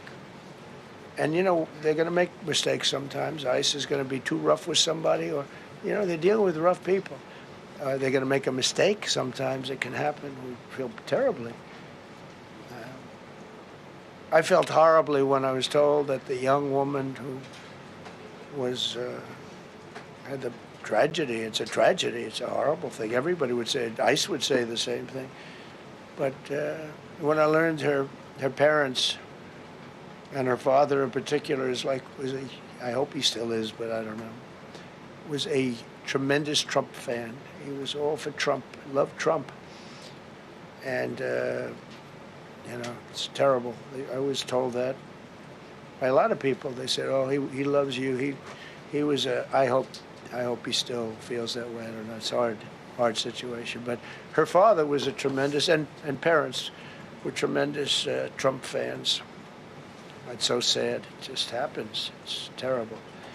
Halted all refugee admissions to the United States, including from Somalia, which is a terrible, terrible place, another dangerous place. And we also stopped the pirates because they get the same treatment as the drug boats. So in Somalia, the Somalians, you know what they're good at? That's about the only thing they're good at is they're good at pirating ships at sea, big ships.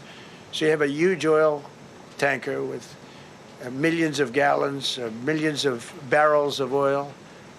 And if it gets hit by a big weapon, the whole thing blows up. And they don't want to fight because if they do, they're told by their insurance companies, do not hand over the ship. And they're not allowed to have any guns on the ship. They're literally, you have these massive ships being taken over by a Somalian small boat with a big weapon. Because if they hit the side of the ship can blow up. I mean, you talk about a blow up. Bad. We've seen some bad things happen. And the insurance companies, some of these ships cost more than $1 billion to build. And the insurance companies say, look, we'd rather give them money than take a chance on $1 billion insurance policy. But they don't have to worry about it because we hit them the same way we hit the people with the drugs in their boat. They don't know what the hell happened. But all of a sudden, There are no pirates at sea. Do you notice? We haven't had a boat taken in a little while. Came out of Somalia, really corrupt place. It's not a country. They don't have government. They don't have anything. I always hate to see this. Ilan Omar, she comes from Somalia, a backward country, probably the worst country. They say it's the worst country in the world, if it's a country. I don't even think it's a country. There's no organization, no anything. They don't have police. They don't have military. They don't have anything. They just have people running around, killing each other and trying to pirate ships. But she'll come here, comes, and then she wants to tell us how to run our country. The Constitution says that I am entitled to this. I can't stand her. Terminated all taxpayer-funded benefits for illegal aliens and kicked 275,000 illegals off of Social Security. They were illegally getting Social Security. 275,000 people. I'm telling you, it's not that this is pleasurable, but if I weren't elected president, this country was going to be destroyed quickly, very quickly. I think within a year, if you had Kamala or a Joe type. I mean, Joe was a disaster, but if you had Kamala, he was the replacement. I was up by like 25 points on Joe, and they said, hey, let's get somebody else. This never happened. Well, I had so many firsts. You're leading somebody by a lot, and they say, oh, let's take him out, let's put somebody. That's like I said to Dana White the other night. I said, you know, Dana, it's like you have a fighter, two fighters. One guy is winning by a lot, and they say, oh, let's take this guy out, let's put a new fighter in the ring with him. That's what happened to me. I was doing great with Biden. The whole campaign was against Biden. All the money was spent against Biden, and all of a sudden I got Kamala. Everyone said, who the hell is she? But that didn't work out too well for them, but never happened before. We are about lots of firsts. Designated English as the official language of the United States of America. We did that very powerfully. And while we're at it, we also took the Gulf of Mexico, and now it's the Gulf of America. Because we have 92% of the shoreline. It always bothered me. I'd say, you know, we have most of the shoreline. Mexico has a small percentage, talks about 8%. We have 92%. And I said, why is it the Gulf of Mexico? It should be the Gulf of America.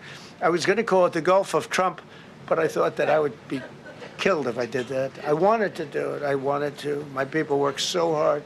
Sir, I don't think it'll look too good. I'm telling you, it's a good thing. And it'll be hotter than ever, I said. No, but I decided not to do that. I'm joking, you know, when I say that. I was not going to call it the Gulf of Trump. Because tomorrow it'll be, Trump wanted to call it the Gulf of Trump, but he was rebuffed by his people. My people don't rebuff me too much. The Gulf of Trump, that does have a good ring, though. Maybe we could do that. It's not too late. No, we have the Gulf of America now. It's great. Our country is proud for the attack on Venezuela, the attack on the Iran nuclear capability, wiped it out. I mean, first administration, Soleimani, the father of the roadside bomb, al-Baghdadi, the father of ISIS, who was rebuilding ISIS. We wiped them out. Done a great job. Signed an order that will end birthright citizenship for children of illegal migrants. You know, that case is in court right now. That case was meant for the children of slaves. All you have to do is look at the years. Look at the years where the cases were filed and where the decisions were made. They were right at the end of the Civil War. They're trying to say that, you know, China's making a big business out of that. They come to the country, they have a child, the American citizen, they get all the benefits. It had nothing to do with that. That was for the children of slaves. And I hope the Supreme Court so rules. Designated fentanyl as a weapon of mass destruction. It is. We lost, I believe, 300,000 people this year. 300,000 people. That's like filling up one of those big football stadiums 5 times. It's not even believable. Fentanyl, a weapon of mass destruction. Conducted numerous successful military strikes against narco-terrorists operating in our hemisphere, including the water strikes. Drugs brought in by ocean. So I told you that we're down by, close to 100%. It's hard to get somebody to pilot those boats. Very hard. They have to be people that don't watch television, don't read the news. And we just blew up their facility. They had a docking facility where the drugs were stored. And now we have a great relationship with Venezuela. We're getting along fantastically with the leadership in Venezuela, so we wouldn't have to do that. This was done before the attack. But we captured and brought to justice the outlaw dictator of Venezuela, Nicolas Maduro, who, through drugs, killed millions of people in our country. Tremendous drug dealer. Also sent millions of people into our country, including Tren de Aragua, the worst gang. They say it's the worst gang in the world. They took over parts of Colorado. They just take the apartment building. They just took it away. Just took it away like we're here. They cut the hand off one man because he called the police. Who called the police? I did. You took my apartment from me. Boom, no hand. This is what they sent us. Restoring law and order, new category. D.C. and Memphis, federal task forces deployed massive numbers of federal law enforcement officers and National Guard to restore safety. Crime down in D.C. is almost down to nothing. D.C. was a very, very dangerous place, and I think you probably know better than I do. I have a lot of people in the media thanked me for that, but some of them found it hard to thank me. But, you know, D.C. is now, look how beautiful. D.C. is now, you can walk right from here to a restaurant, right through the center of town. You can be with your child, with your loved one, with your lover. Your lover's not going to be killed anymore, so you can act like a real lover. But you can walk right through the middle of the town, and D.C. is beautiful again, too, you know. You notice we took all the fences down, almost all, the rest are coming down.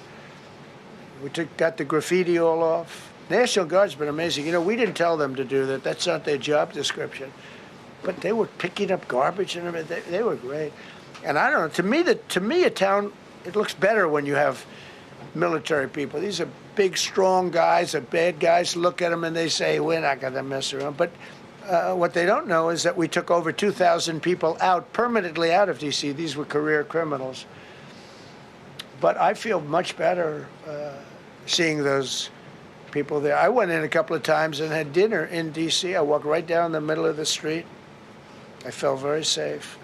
A year ago, I couldn't have done that. I would have been crazy to have done that. And Secret Service wouldn't let me do it. They weren't thrilled anyway, I will tell you. It wasn't like they were thrilled, but we did it, and it was great. But D.C. is a great thing, and we have virtually no crime in D.C. anymore. And before we did this move, it was we could do the same thing with Chicago. You know, we brought Chicago down 25%, even though we just had a minimal crew there. We brought Wisconsin down. We brought Minnesota down, way down, even though everything's a fight, you know, because they want to keep those people that are lying on the floor. They want to keep those people in Minnesota, but they really don't. I don't think the real people of Minnesota, it's a very corrupt place, and the elections are totally corrupt. I feel I won it all 3 times. Nobody's won that state since Richard Nixon. It's a rigged state.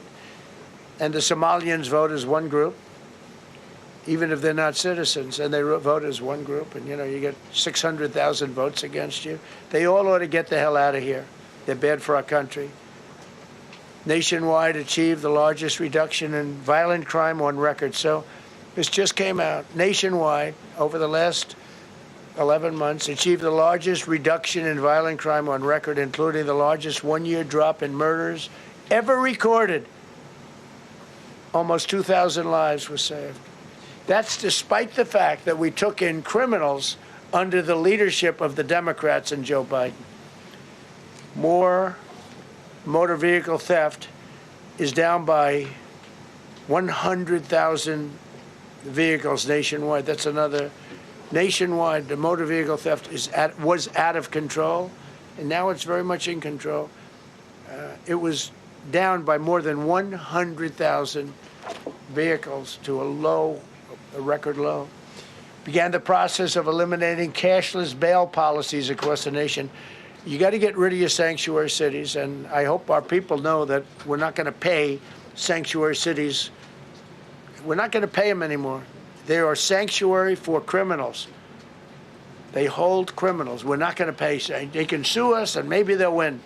But we're not giving money to sanctuary cities anymore as of the beginning of the month.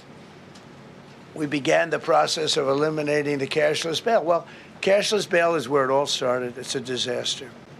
And then other places. I don't know if it started in New York. I remember it starting in New York. So somebody comes in, murders somebody, and they let him out. No bail, no nothing. Basically, cashless bail means you just get the hell out. And they go outside. We have one case where a guy murders somebody, gets released, and goes out and murders somebody.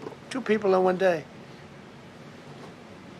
No, we got to get rid of cashless bail. They got to pay, got to have bail. There's a reason for bail. Long tested. Signed an executive order to bring back mental institutions and insane asylums. We're going to have to bring them back. Hate to build those suckers, but you got to get the people off the streets. You know, we used to have, when I was growing up, we had in my area in Queens, I grew up in Queens, we had a place called Creedmoor. Creedmoor, did anybody know that? Creedmoor. It was a big, I said, Mom, why are those bars on the building? I used to play Little League Baseball there at a place called Cunningham Park. Who's quite the baseball player, you wouldn't believe. But I said to my mother, Mom, she would be there, always there for me. She said, son, you could be a professional baseball player. I said, thanks, Mom. I said, why are those bars on the windows? Big building, big, powerful building. It loomed over the park, actually. She said, well, people that are very sick are in that building. I said, boy, I used to always look at that building and I'd see this big building, big, tall building. It loomed over the park. It was sort of, now that I think it was a pretty unfriendly sight. But I'll never forget, I don't know if it's still there, because they got rid of most of them, you know, the Democrats in New York, they took them down, and the people live on the streets now. That's why you have a lot of the people in California and other places, they live on the streets. They took the mental institutions down. They're expensive. But I'd say, why does that building have those bars? Boy, it wasn't normal. You know, you're used to looking at like a window. But this one, you look at it, all this steel, vicious steel, tiny windows, bars all over the place. Nobody was getting out. It's called a mental institution. That was an insane asylum. Designated Antifa as a domestic terrorist organization, and many others. It is. America is respected again on the world stage. That's another topic. Obliterated Iran's nuclear enrichment capability, and Operation Midnight Hammer was one of the most successful anyone's ever seen. CNN fake news. I don't know where they are. CNN. Anybody from CNN here? Fake news. Nobody wants to raise their hand anymore. They used to argue. Now, if you're with CNN, you don't raise your hand. But they said, well, maybe it wasn't that successful, which I really was angry because these pilots took their life in their hands. 2 o'clock in the morning with no moon, dead dark, guns shooting at them. They went in with those beautiful B-2s, and every single bomb went down an air shaft and obliterated it. And CNN came out and said, well, maybe it wasn't, by a scam writer who wrote, you know, fake stories, a lot of fake stories on other topics, right? Because when we did it, we said, that's a terrible thing. You know, the pilots came back and they said, we hit everything. They did a great job. Then on top of that, we launched from a submarine about 30 Tomahawks on top of everything else. The place was obliterated. CNN said, well, maybe it wasn't that bad. Turned out it was worse than it was. You know who could tell you that? The Iranians would tell you that. Because if they do anything, they're going to have to start a brand new place. But they did an amazing job. That was like what we did with Venezuela. I mean, nobody's ever seen a military operation like that. Ended 8 unendable wars in 10 months. These were unendable wars. Cambodia and Thailand fighting for years. Kosovo and Serbia. The Congo and Rwanda. Pakistan and India, they were really going at it. 8 planes shot down. They were going to go nuclear, in my opinion. The Prime Minister of Pakistan was here. And he said, President Trump saved 10 million people and maybe much more than that. They're both nuclear countries. Israel and Iran, Egypt and Ethiopia were going to fight over a dam, and I got them to stop. I still got to work it out because they put a dam up in Ethiopia that stops the flow from a little river called the Nile. I always think of the Nile being in Egypt, you know, beautiful Nile with the pyramids, but they put a dam up. You know who paid for the dam? The United States of America. It's the biggest dam, I think, in the world. They put a dam up. I said, how did you let that happen? Why would we have done that? We financed it. This country would, I don't know. Maybe it was a Republican president, but I don't think it was. I think it was a Democrat. But what a terrible thing. So Egypt basically is, you know, they don't have enough water in the Nile. And they use that for a lot of things, including entertainment and travel and tourism and everything. I mean, I don't know. They got a big dam. I got to work that one out now, too. Armenia and Azerbaijan, President Putin told me, I cannot believe you settled that war. I've been trying to settle that war for 10 years. Armenia and Azerbaijan, they were fighting it for many, many years. And I ended up getting the heads of both countries in my office. The beautiful Oval Office, much more beautiful now than it ever was. And one sat at one side, one sat at the other. He said, you know, I've been the head of Azerbaijan for 22 years, and for 22 years I've been killing his people. And the other gentleman, and both very good guys, said, I've been here for 7 years, and for 7 years I've been killing his people. And they started over there, and within an hour they were next to each other, and by the time we ended, they were hugging each other, and it's been a great peace, you know? Should have gotten the Nobel Prize for each war, but I don't say that. I saved millions and millions of people. And don't let anyone tell you that Norway doesn't control the shots, okay? It's in Norway. Norway controls the shots. They'll say, we have nothing to do with it. It's a joke. They've lost such prestige. That's why I have such respect for Maria doing what she did. She said, I don't deserve the Nobel Prize. He does. When she got it, they said, wow, that's amazing. I thought President Trump would get it. President Trump deserves it. He ended up 8 wars. How nice, right? Good woman. Got all 20 living hostages returned to their families, and the remains, they all came out. We got the 20 living hostages. We got the 28 hostages. They have 1 left that we think we know where it is. Amazing. Looked like we weren't going to get anywhere near that. Now they've gotten almost. And more importantly, we got many more, hundreds. We got them all. If we didn't do it, you wouldn't have had, most of those people would have been dead. I don't know if that's covered properly, but you know, the 20 is great. They were the last ones.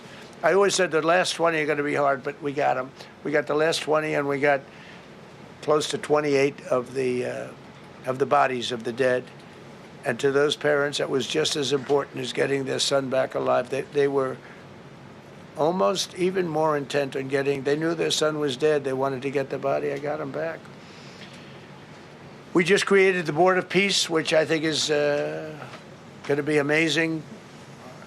I wish the United Nations could do more. I wish we didn't need a Board of Peace, but the United Nations, and you know, with all the wars I settled, the United Nations never helped me on one war. I mean, I guess I'm not blaming them. I didn't call them to help, but I got, you know, the presidents and prime ministers together. We knocked heads. We got along, and they liked me. I liked them. Every single one of them nominated me for a Nobel Prize. Every one of the wars, among many other people, nominated me for a Nobel Prize. But Putin told me, I cannot believe you got this war settled. I've worked on it for 10 years because it's his territory. Rescued 83 American hostages and citizens detained from abroad without paying a lot of money. Paid no money. Apprehended terrorists responsible for the Abbey Gate bombing that claimed the lives of 13 U.S. service members in Afghanistan, the lowest point in the history of our country. That was a Biden disaster. I was getting out, but I was getting out with dignity and strength. We were the boss. Oh, we were the boss. They wouldn't do a thing against us. And this very stupid person got in and What a shame. They should have left from Bagram, which is the big military base, which has hundreds of acres around it. Should have left from Bagram. Terminated visas of Hamas sympathizers and deported pro-jihad foreign nationals. Got NATO members to agree to raise defense spending to 5% of GDP from 2%, and they pay the 5%, and they didn't pay the 2%. And by the way, I did more for NATO than any other person alive or dead. Nobody's done for NATO. And I think for the most part, they'll tell you that. I think you could ask the Secretary General about that, but he said it a lot. I've done more for NATO than anybody, and I see all this stuff, but NATO has to treat us fairly, too. The big fear I have with NATO is we spend tremendous amounts of money with NATO, and I know we'll come to their rescue, but I just really do question whether or not they'll come to ours. You know, I'm just asking. Just saying, right? You remember during the debate? Just saying. Signed $1 trillion investment in U.S. military. And next year, we hopefully will go to a $1.5 trillion. We're building battleships that are 100 times more powerful than the battleships of World War II, which are the big, beautiful, those big, beautiful things with the guns. I said, what about bringing them out of dry dock? They said, sir, what we're building will blow them away. Think of it. These ships are 100 times more powerful than the battleships that you see on Victory at Sea. Do you ever see Victory at Sea? What a great thing that is to watch. Renamed the Department of Defense into the Department of War, which everyone loves, by the way. Signed landmark critical minerals deals with Australia, Malaysia, Thailand, Ukraine, Japan, and many others. We're going to have so much rare earth. It's actually not that rare. Getting it processed is rare, but there's a lot of rare earth. There's a lot of earth around, I can tell you. Withdrew from the corrupt World Health Organization, where we were paying hundreds of millions of dollars a year. So we were paying $500 million a year, and China was paying $37 million a year. I said, why aren't we paying the same as China? They said, well, nobody asked. I said, China's got 1.4 billion people. We have 350 million, probably, with all the illegals, you know. China probably knows more accurately. But we have much smaller in terms of the number of people. We have a much more powerful military, but we have much smaller. I rebuilt the military during my first term, by the way. And while they gave away a lot to Afghanistan, the Taliban, which was just horrible seeing them. Every year, seeing them do that military down some dirty street is a disgrace. But while Biden gave a lot of it away, it's a tiny fraction compared to what we did. I rebuilt the military, and now we're continuing to build it. And bigger and better, we need it, peace through strength. But we withdrew from the corrupt World Health Organization. So I remember we were paying $500 million. They were paying 37 or 39 million. And I said, how come? So I withdrew, and they called, we'll give you the same deal that they had. I said, well, it should be less than that, because if they're at 37 and you have 3 times, 4 times the number of people, even maybe 5 times, I don't know. So it should be less, but I didn't want to chisel around. And I thought about it. So I could have taken 500 million to 37, and everybody knew it. I chose not to do it because it was actually very popular when I got out, because they were terrible.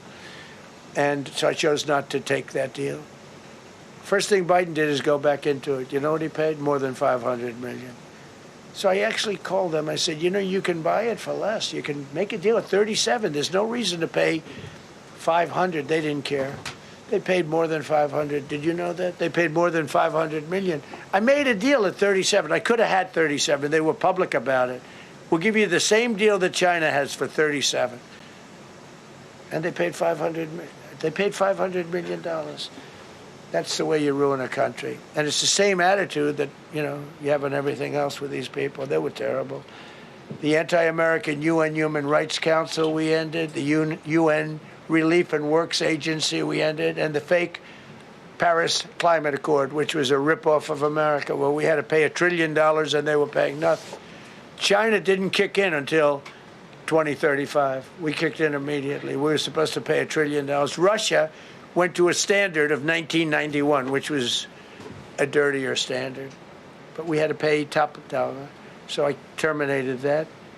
Another Rick. We ended the woke lunacy and restored common sense, abolished all discriminatory diversity, equity, and inclusion DEI policies throughout the federal government and the private sector. They're gone, everybody, they're gone. Terrible. Terminated the Green New Scam and ended the insane electric vehicle mandate. I love electric vehicles. That caused me a little problem with a man named Elon. But he understands, and he's a good guy. We get along, but I said, Elon, we can't have all electric cars. We just can't do it. I like the electric cars. I like his car. But in particular, I like his car. But we can't do that because some people don't want an electric car by 2030. And to build the power stations all over the country would have cost $4 trillion. $4 trillion, that's more than any country has. If you got China, the United States, and everyone, you couldn't do it. And it would have taken years, and yet they were supposed to be switching over electric vehicle mandate. Some people don't like electric cars. Some people want hybrids. Some people want regular gasoline-powered cars. We have more gasoline than anybody. And now with Venezuela, we have 62% of the market when you include Venezuela. So I ended the Green New Scam, and I ended the insane electric vehicle mandate. Now you can buy a gasoline-powered car, a hybrid, and you can buy a electric vehicle. I mean, if you think, if you want electric, you can buy it. Make a good deal on them right now because they made a lot of them. Permanently stopped Joe Biden's ridiculous CAFE standards. That's having to do with the environment, so ridiculous. Canceled the EPA's absurd, totally absurd, tailpipe emission standard, which made you spend hundreds of thousands. It made for hundreds of thousands of cars. The numbers, the cost numbers were incredible that the consumer has to pay. Imposed 25% tariff on all foreign automobiles and 100% tariff on Chinese cars, which don't come into the country because of tariffs. Only because of tariffs. We didn't have tariffs, you wouldn't have any car. We have now more car factories being built in the United States than ever before because of tariffs. If they take those tariffs away, China will eat our lunch. They'll take all of our car business. Now, there's another way of doing it, but it's more cumbersome, et cetera, et cetera. I don't want to scare you, but it's much more cumbersome, not as good for national security as this. We have a perfect system right now. We're making a fortune. We've never been stronger, and I hope the Supreme Court does the right thing for our country, because if they don't, it's such a problem. It's just so, it would be so sad. We're doing so well because of tariffs. And the people that are heading up the lawsuit, like there's a guy named Leonard Leo, who's a bad guy, and people that are very China-oriented and foreign car-oriented and foreign business-oriented, but in particular China, they're suing to get rid of tariffs because they don't want tariffs, like Coke. Coke has businesses outside of the United States. If you have them outside, you don't want tariffs. But because of tariffs, they treat us well. Without tariffs, they would treat us very badly, as you saw for many years. They respect us more now than they ever have respected us, by a lot. And revoked the California emissions waiver to stop San Francisco communists from regulating the automobile industry and destroying automobiles and the industry in the nation. I was with Bill Ford of Ford Motors. I was with all the people at General Motors the other day, and they are making more money and building more cars than they've ever. They are doing so good, all because of tariffs and what I've done. And they're building their plants all in the United States. Reopened Anwar for drilling. That's a big deal. Launched a massive Alaskan pipeline project to export natural gas to Asia. We made a deal with South Korea and with Japan that gives us money, the likes of which nobody's ever seen before. Signed executive orders to end Biden's war on coal and put, I say, clean, beautiful coal. I never say the word coal. It has to be preceded by the words clean, beautiful coal. and put minors back to work. The minors love Trump. I think I got 100% of their vote. We banned transgenders from the military. We don't want transgender in the military. Ordered reinstatement of patriots expelled from our military with full back pay. So we had some people that were terminated, and they're coming back into our military. Fired the woke boards of visitors at our military service academies. The boards of visitors were run by radical left, maybe communists, maybe not, but they were still heavily radical left, and they were bad for us. Signed an executive order to remove anti-American propaganda from federal museums and national parks. Required the federal employees to return to work in person or be fired. We don't want them sitting in their home or in their bed working. We want them in an office that we're paying for in Washington, D.C., or wherever it may be. And we've largely taken care of that mess. That was crazy. I guarantee you they're out on the ball fields. I guarantee you they're out playing golf. And you can't run a country or a company that way. I think it's happening even so with countries and companies. But we had so many of our federal workers, they wouldn't come into work. Signed an order banning all government censorship and restoring free speech. Made it the official policy of the United States government that there are only two genders. This was not a tough one. Two genders. Can anybody guess what they are? Male and female. I think the Democrats know that too, but they refuse to admit it. Banned the use of puberty blockers, hormone injections, and other chemical and surgical mutilation of children. Can you imagine saying this 15 years ago? That we banned the use of puberty blockers, hormone injections, and other chemical and surgical mutilation of our children. You know, when I say it, I say, do I have to say that? I actually asked my people today, yes, sir, because people, it's where the country went. Banned men from playing in women's sports. Big Supreme Court case on that. I mean, I can't believe it. Some of the justices were fighting hard for men to be able to play in women's sports, a couple of them. I can't imagine it.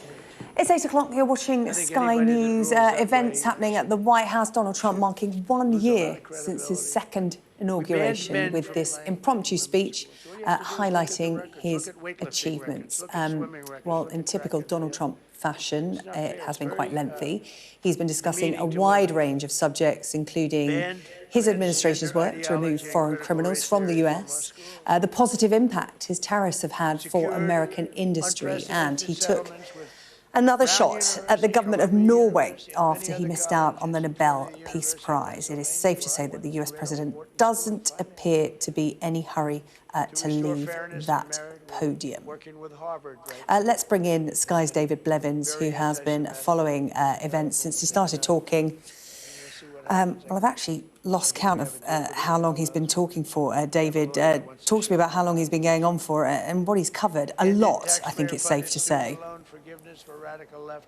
Yes, Sarah Jane. 1 hour and 10 minutes and counting. The President of the United States is touting what the White House describes as 365 wins in 365 days. There were moments of humour. He almost caught his finger in the build-up clip when he was unclipping the list of achievements and said he had lost his finger. He wouldn't have shown any pain. He then took that pile of papers and threw them on the floor. But for the last hour and 10 minutes, we've had a steady stream of consciousness, really, in what has been a low-energy speech. He talked about immigration and show and tell of mugshots. He talked about the achievements of immigration agents and described protesters, particularly in Minnesota, as paid agitators. He talked about the economy, defending his tariffs, and said that message isn't getting across because perhaps he hasn't got the right public relations people, strange to say with your press secretary sitting by your side. David, we're just going to take you back to the White House now. Listen to Donald Trump. I think he's taking questions from the media assembled in the room. Can you imagine? They say to me about weaponize, I don't weaponize anything. But what they did to me, nobody ever went through what I went through. And here I am in a place called the White House. It's a beautiful place. Who would have thought, right? Signed legislation to cut all taxpayer funding to woke and biased NPR and PBS, and they're sort of gone now, I guess. I heard they closed up. They were terrible. They were so unfair. They were so terrible. Officially reinstated Columbus Day. I like the name Columbus Day. The Italian people are very happy about it. Remember, when you go to the voting booths, I reinstated Columbus Day. That was an easy one. Christopher Columbus. Cut Social Security wait times by 50%, serve 65% more Social Security recipients by phone, and are on track to doubling the service and performance compared to the Biden administration. We're 2.5 to 3 times better and faster. Slash VA claims backlog to the lowest number ever recorded. Created Trump accounts starting with $1,000 for every newborn baby. This is something that's become so popular, and I give Mr. and Mrs. Michael Dell Computer, who put in $6.25 billion, started with nothing, and he actually invested all that money to give to kids so that when they grow up, they have an account that might be worth a lot of money. It'll be riding with the markets, and you know they can. At 20 years old, 21 years old, they could have $100,000. They could have a lot of money. That's going to be amazing. But I give a lot of credit to Mr. and Mrs. Michael Dell. Signed an AI executive order to ensure the United States dominates the future of artificial intelligence. So we're leading China. We're leading the whole world. We're producing more electricity than we ever have because I'm allowing every one of those plants to build their own electric facility. We're giving them very, very fast approvals, unlike Los Angeles with the fire. So the federal government, I want to give a lot of credit to Lee Zeldin. The hardest approval for the 20,000 houses or more that burned down in Los Angeles because they didn't have the water. They didn't allow the water to come down from the Pacific Northwest. They routed the water into the Pacific Ocean. So we had no water there. No, he had. I would say open up the water. Open it up to the governor, to the mayor. They didn't want to do it. They want to protect a tiny little fish that's, you know, I said, how can you have a fish when you don't have any water? Oh, well, let's take a break from the president's speech there. As we were saying, he's been talking for over an hour and 10 minutes now to mark 1 year since his second inauguration, handing out a piece of paper to journalists there, detailing 365 wins in 365 days.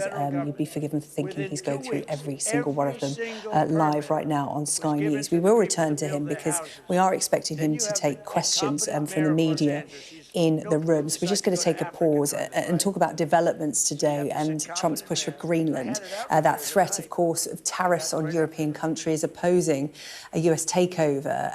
It's fractured transatlantic ties. So Keir Starmer trying to maintain that close relationship with the US president, but following an overnight attack on the UK's deal for the Chagos Islands, the special relationship is looking increasingly strained. Our political correspondent Rob Powell will bring you up to date. It started so well. State visits and small talk putting Sir Keir Starmer in the good books of Donald Trump. But now this Indian Ocean atoll darkening relations, the transfer of the Chagos Islands from the UK to Mauritius alongside a military base, triggering an angry outburst. In a 2 a.m. social media post, President Trump wrote the handover was for no reason whatsoever, billing it an act of total weakness and great stupidity that will be noticed by China and Russia. I think what we saw last night was a series of posts criticising a number of world leaders. That may tell us that the president is frustrated right now. I don't really believe this is about Chagos. I think it's about Greenland, and the best way to resolve that is through dialogue with the Danish government, and that's what we've said all along. It's certainly a switch from a year ago when the president talked up the transfer. I have a feeling it's going to work out very well. They're talking about a very long-term, powerful lease, a very strong lease. Welcome to Reform, Andrew Rosenthal. Reform claiming its leader played a role. Nigel has worked behind the scenes constantly on this. Look, he knows how devastating this is going to be, giving away a British overseas territory, which we don't need to do. There's no reason to do this. The costs of doing so and the dangers to our national security as a result. The Prime Minister has prioritised good relations with Donald Trump, holding his tongue when others have not. But as the world splinters into new power bases and regions of influence, finding a spot for the UK is becoming increasingly fraught. No more so than in our relationships with the USA and China. And that's why the government's decision to allow this central London site to be turned into a Chinese super embassy matters. Critics concerned it could become a centre for spying. Security Minister Dan Jarvis. Ministers clear security services have been involved from the start. China has and will continue to pose threats to our national security. But following detailed consideration of all possible risks around this new embassy. Well, let's return to the White House. Donald Trump taking questions. He's currently answering one about European security. You got to let the UN continue because the potential is so great. And I wonder you invited Lula from Brazil to be part of the Board of Peace. I did.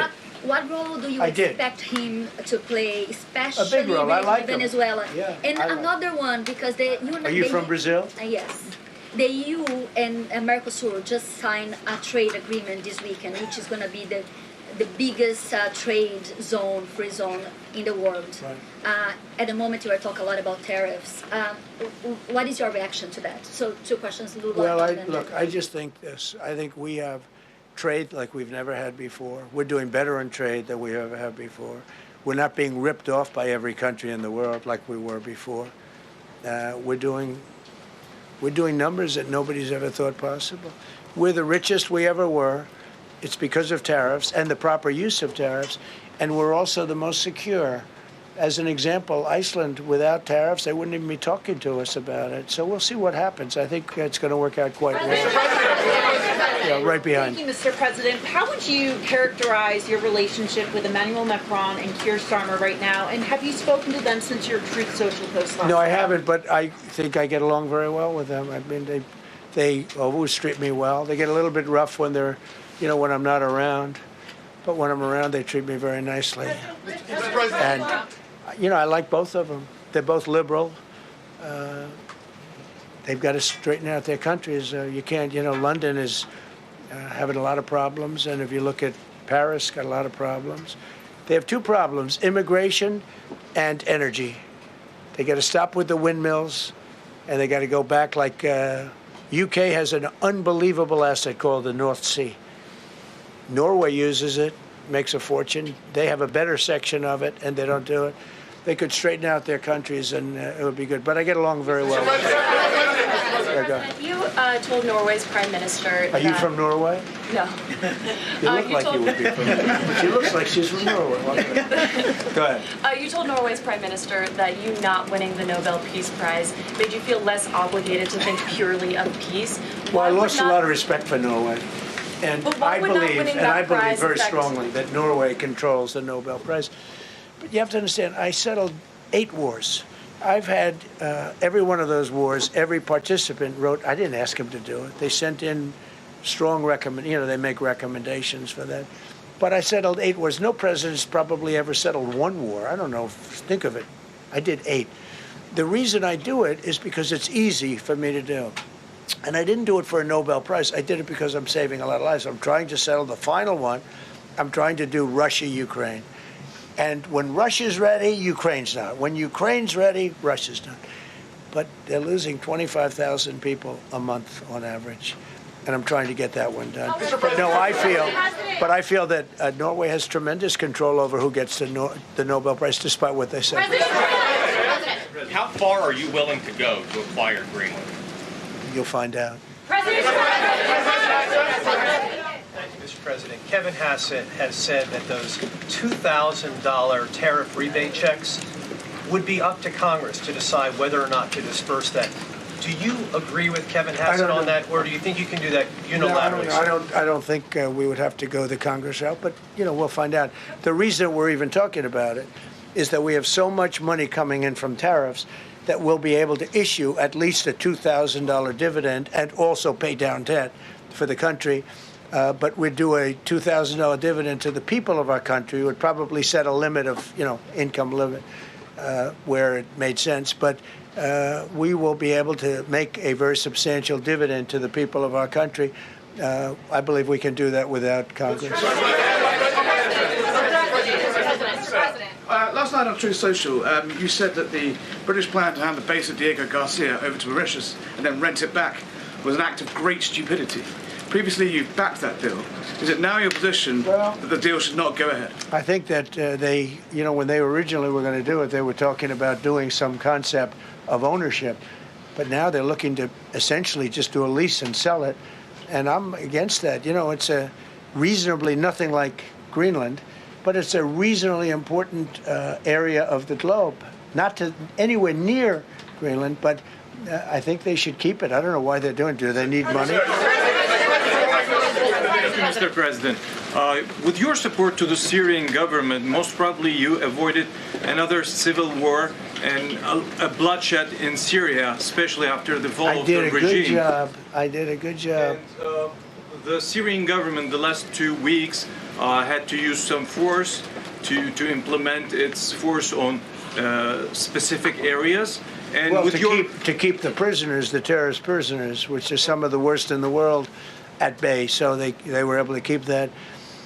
He's working very hard. The president of Syria is working very, very hard. Strong guy, tough guy, pretty rough resume. But you're not going to put a choir boy in there and, get the job done. I spoke with him yesterday because we were talking about the prisons and, what was going on. We have some of the worst terrorists in the world in those prisons, and he's watching them. Oh, Syria, sir. Mr. President, Gavin Newsom is going to be at Davos if he's not already there. You're probably going to run into him. I presume that this is for him to raise his platform for 2028, but what do you anticipate his foreign policy platform is going to be? I don't know. I don't know that he's going to be the nominee. I know this. I had a very good relationship with Gavin Newsom when we were, in office together. I was president. He was the governor of California. We had he would talk about it often, and somewhere we just went astray. I just hate the way California is being run. We actually have people leaving. It's never happened before, but I hate the way it's being run.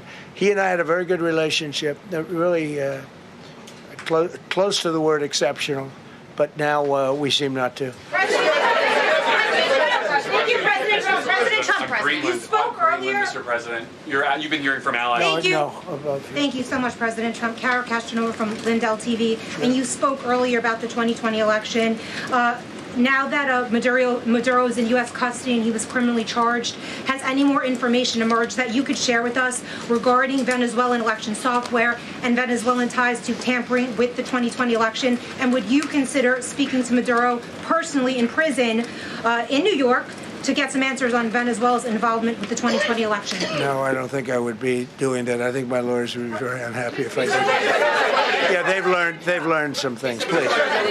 What happens to the tariff threat to Greenland if the Supreme Court comes out and rules against you on the tariffs? And well, I'll have to use something else. Look, are you willing to use force? Take a look at the word license. Take a look at other things. We have other alternatives. But what we're doing now is the best, the strongest, the fastest, the easiest, the least complicated. Sir, if you move ahead with the Greenland-related tariffs on Europe, you secured almost $1 trillion of commitments from them to invest in the United States. Does that go kaput out the window if that happens? I doubt it. Look, they need that agreement very badly with us. They really do. They fought very hard to get it. So I doubt that. But we'll see what happens. We have a lot of meetings scheduled on Greenland. I'm leaving tonight, as you know, for Davos. And we have a lot of meetings scheduled on Greenland. And I think things are going to work out pretty well, actually. Thank you, Mr. President. Will you still go to Paris for the G7 emergency meeting as offered by President Macron? No, I wouldn't do that. No. Because, Emmanuel's not going to be there very long. And, there's no longevity there. He's a friend of mine. He's a nice guy. I like Macron, but he's not going to be there very much longer, as you know. And I think, I have meetings with the people that are directly involved, not some of the people you're talking about. Thank you so so much. Thank you so much, Mr. President. Happy You know, I've New Year. never seen this room like this. Is this a celebration of the first year? Yes. Have you ever seen it? I've never seen this many. I hope we have a very good. I hope we have a very good structural floor. You know, this used to be a swimming pool. You're sitting over a swimming pool. I could see that happening. But this, we need a good structure here, don't we? Huh? Yeah. Thank you so much, Mr. President. Happy 1 year anniversary. Thank you. And my question is on Syria. The Kurds, as the most loyal U.S. partners, facing attacks by some Syrian elements within the Syrian government. Will you do to ensure the Kurdish rights protected and their effective forces against terrorism in Rojava, Syria continue, as the Kurdish see you as a president does not abandon his allies? Well, I like the Kurds, but just so you understand, the Kurds were paid tremendous amounts of money, were given oil and other things, so they were doing it for themselves, more so than they were doing it for us. But we got along with the Kurds, and we are trying to protect the Kurds. That's correct. Ahead of your speech in Davos, can you give us a preview of what we can expect as far as, laying out the plans for Americans to be able to buy homes? I think more than anything else, what I'm going to be speaking about is the tremendous success that we've had in 1 year. I didn't think we could do it this fast. Think of it, it's just now 12 months, and I say it often, we have the most successful country in the world. We have the hottest country anywhere in the world by far. And this country would have been absolutely stone cold dead. And I'm going to be talking about it. I'm going to be, because, a lot of them could use some of the advice as to what we did. They need energy. You take a look at their energy policy, they're going to destroy themselves with what they're doing with the windmills and all the nonsense.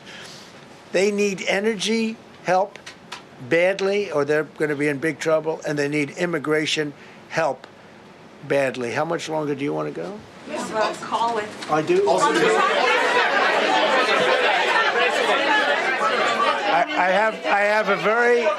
I have a very important call with President Erdogan, who I like a lot. All right, one or two more questions. Go ahead. Thank you, Mr. President. Thank you, Mr. President. During your second, please. Go ahead. One question about red. Yes. Thank you, Mr. President. The red blouse. Go ahead. You talked a lot at the beginning of this about the economy, some positive economic indicators. Polling shows the majority of Americans don't feel the economy is doing well. Are you worried you're making the same mistake as President Biden by telling them? No, I hope I don't make the same mistake as him. Look, I inherited a terrible, it's a great question, because we inherited a terrible, terrible mess between the border, between all the problems. The whole country was falling apart. And in 12 months, less than 12 months, in 12 months, we have the strongest border we've ever had. We have prices that are much, much lower than they were for the last time. We inherited very high prices. We inherited, remember this, inflation was at a historic high. We had never had inflation like that. They say 48 years, but whether it's 48 years or ever, we had the highest inflation, in my opinion, that we've ever had. Prices, because of that, were very high. I inherited, we brought down eggs immediately. Remember the first news conference, they were screaming at me about eggs.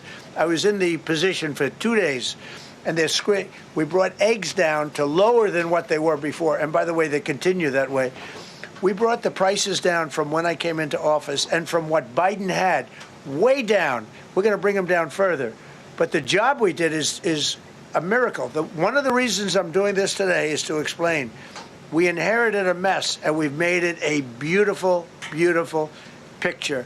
Think of gasoline at $1.99 in many states. $1.99 a gallon. It was $4.50, $5, in some cases $6 or $7. We're at $1.99. And energy is so big that with energy, everything else comes down. But the prices are coming way down, and we're going to bring them down further. But we started up here with these guys. We inherited a country that was broken.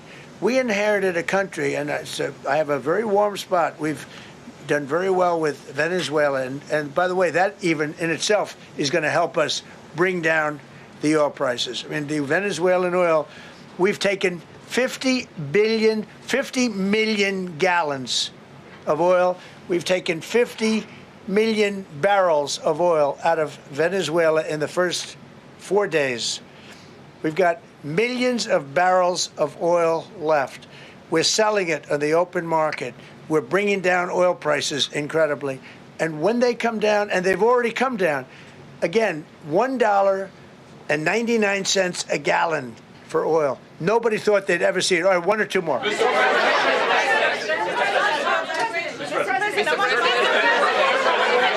ahead, go. Yes. President, I want to ask you about Iran. Is the military option still on the table? And can you assure us that the killing in Iran has stopped? And when regard to the Peace Council, which members have to pay $1 billion? So with Iran, are you from Iran? No, I cover the White House. Where are you from? I'm Palestinian American. So with Iran, they were going to hang 837 people. And I let them be known that, and we let them know that if that happens, that will be a very bad day for them. And they decided not to do it. They didn't hang the people. I can't tell you what's going to happen in the future, but supposedly they've taken that off the table. But they were going to, last week, they were going to hang on Thursday or Wednesday.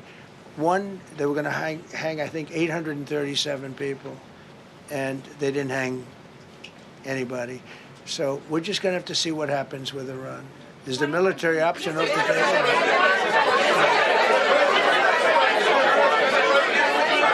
Go ahead. Thank you, Mr. President. President Trump. Thank you, President Go Trump. ahead, please. Thank you, Mr. President.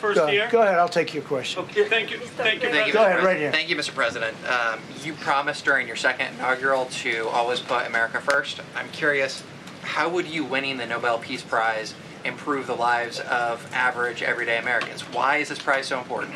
It wouldn't improve the lives of any. What improved the lives of people are people that are living. I saved probably tens of millions of lives in the wars. You know, if you add up the numbers, just if you look at any one of those wars, you're talking about millions of people. You multiply it times 8. But when you look at India and Pakistan, that could have been 10, 15, 20 million people. Could have been more than that. So I saved millions of people. So that, to me, is the big thing. What? You suggested a moment ago that perhaps the reason why a positive story about the economy isn't getting through is because of, bad communications people. But are average Americans wrong to still feel high prices? And how much longer does the White House hope that they? So I think a lot of people are listening to the fake news a little bit, and I'm not blaming anybody. I think I blame ourselves. I think we've done a much better job than we're able to promote. We're not promoting. We're doing a great job, and we're sort of letting the promotion take care of itself. One of the reasons I'm doing this news conference, I think it's important. We have taken a mess and made it really good. It's going to get even better. But if you look at prices from a year or a year and a half ago, you look at the Biden prices, they were way up through the sky. And, they use the word affordability. They just say affordability, and they don't talk about it. They created the affordability problem, and we are solving it. We have solved a lot of it. Again, everybody agrees in this room, I think, gasoline prices have come per gallon way down. When that happens, everything else comes down, but they've come down way down. Many of the groceries have come way down. It's all happening, and it's happening strong. But if you go back a year and a half, 2 years, take a look at those prices and look at the prices now.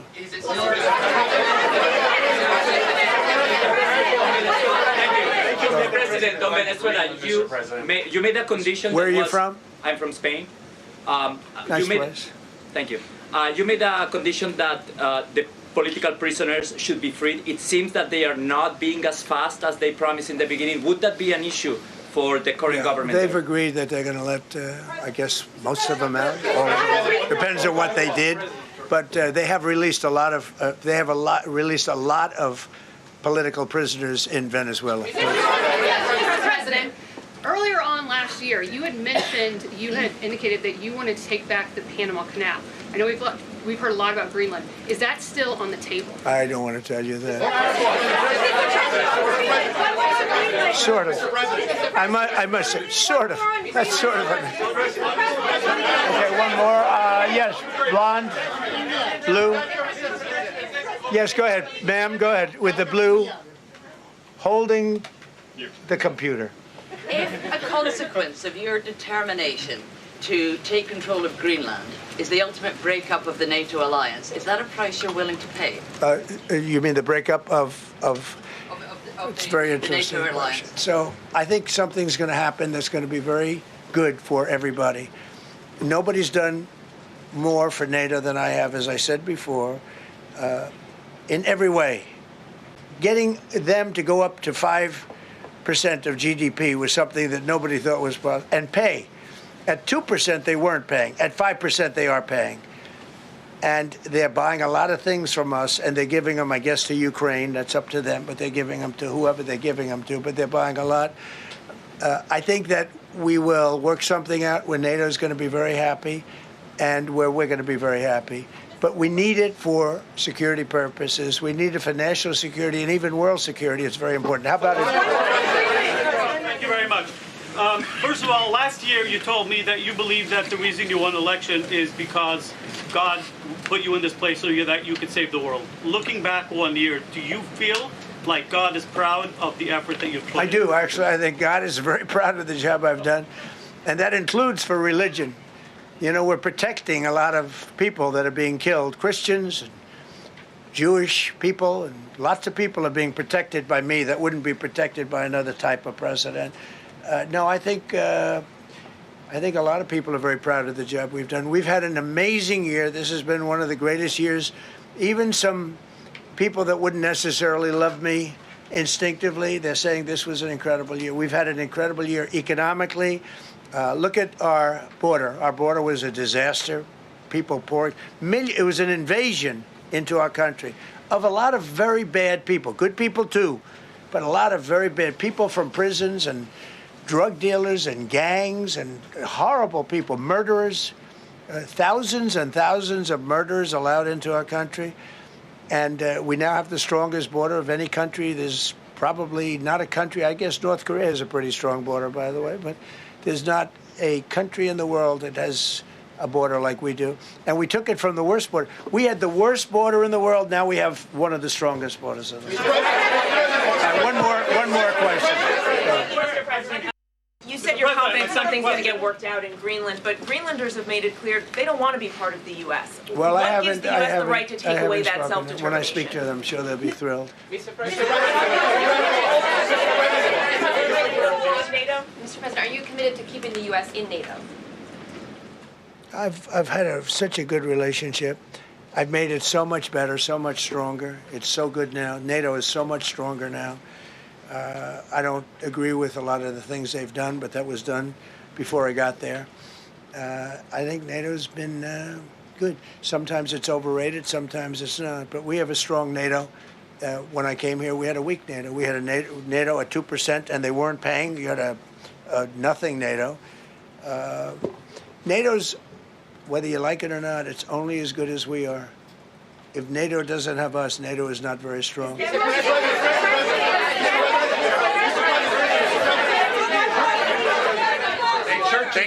Yes, no, behind you, please.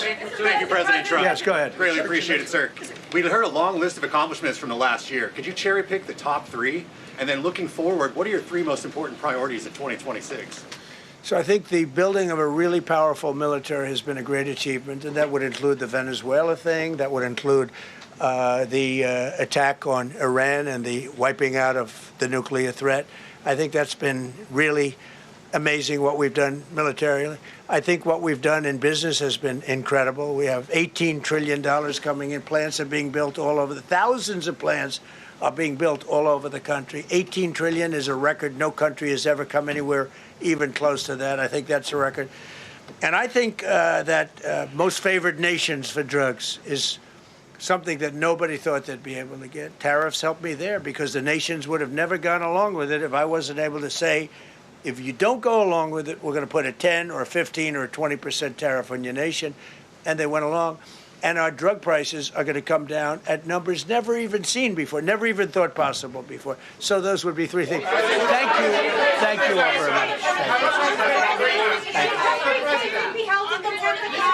Thank you very much.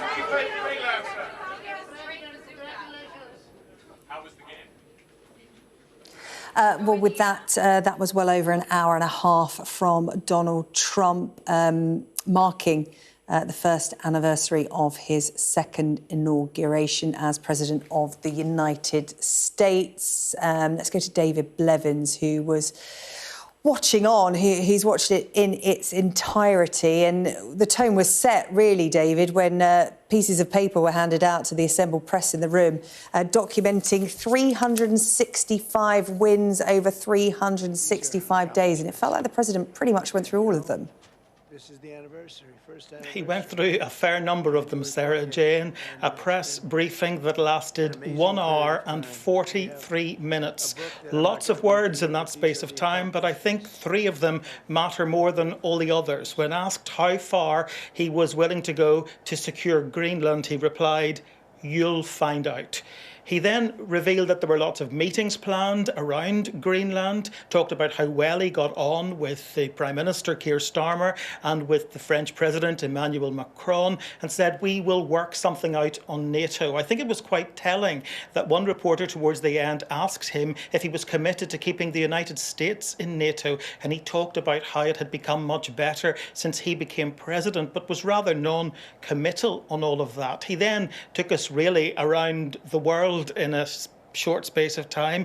In terms of Norway, he repeated that he believes that the Norwegian government has a part to play in who wins the Nobel Prize, and said they have lost all prestige by not awarding it to him because he claims to have ended 8 wars. On the issue of his board of peace in Gaza, he said it might replace the UN because the UN hasn't fulfilled its full potential, in his opinion. On Venezuela, he said they were getting along very well with the new regime there, but suggested that the opposition leader, Maria Corina Machado, the woman who gave him her Nobel Prize, could have a part to play in the redevelopment of the country in future. And then on Iran, he said they had been told the Iranian regime was going to execute more than 800 people, that they were warned that would be a bad day for them, had chosen not to, but couldn't say where they were going to go in the future. So the answers to the questions were the interesting part of it. For the first hour and 10 minutes, well, we had a very low energy speech from the president listing what he believes to have been his big wins over the last 365 days, but a very quick analysis of the response online, particularly from his opponents, describing it as excruciating car crash television and questioning his health. I'm not sure it was as successful as he might have hoped. David, thank you. Let's go to James Matthews, who was in that packed room at the White House. And James, the president, commenting he'd never known a room like it. Such was the frenzy, and that really came across on television as well. Yeah, hi, Sarah Jane. I would concur. Yeah, frenzy, I think, would be the word that fits. Absolutely packed press room, the James Brady press room inside the White House. I don't know, I guess certainly more than 100 inside. Standing room only, packed 3 deep in the aisles, and yeah, it seemed to take him by surprise. I can tell you the gathered throng did grow weary over the course of that news conference. Before it started, we were handed a statement, paperwork by the kind of PR people, and it was 365 wins for 365 days of the presidency. Clearly, the president was going to come out and riff on his achievements. He duly did that at some considerable length. And of course, most people were waiting to learn of announcements as they pertain to the news of the day. The questions about Greenland, NATO, Davos, the confrontation perhaps that awaits him when he gets there. And he was duly asked about some of those kind of key areas after that long period of essentially rolling through his achievements, which did weary the journalist. Caroline Levitt, his press secretary, I did see her yawn at least once. So eventually we did get to the questions, to the news element of that news conference. What stood out for me, I mean, David ran through most of them there. What struck me was the 2 questions on NATO. Donald Trump was asked essentially to guarantee NATO and US involvement in NATO. Twice he was asked, twice he declined to emphatically endorse the organisation and indeed America's involvement in it. He was asked about Greenland and would the situation with Greenland provoke would he be prepared to see the breakup of NATO? I'm paraphrasing that question. His answer was, something's going to happen that's going to be good for everybody. We'll work something out. NATO's going to be happy. He was then asked, are you committed to keeping the United States in NATO? His answer was, NATO's been good sometimes, it's overrated, sometimes it's only as good as we are. He repeated his claim that he's done more than anybody else for NATO, said that the United States would come to the rescue of NATO, wasn't sure if the reverse would apply. The fact check he needs on that one, of course, is that NATO very much did come to the aid of the United States in the wake of 9/11.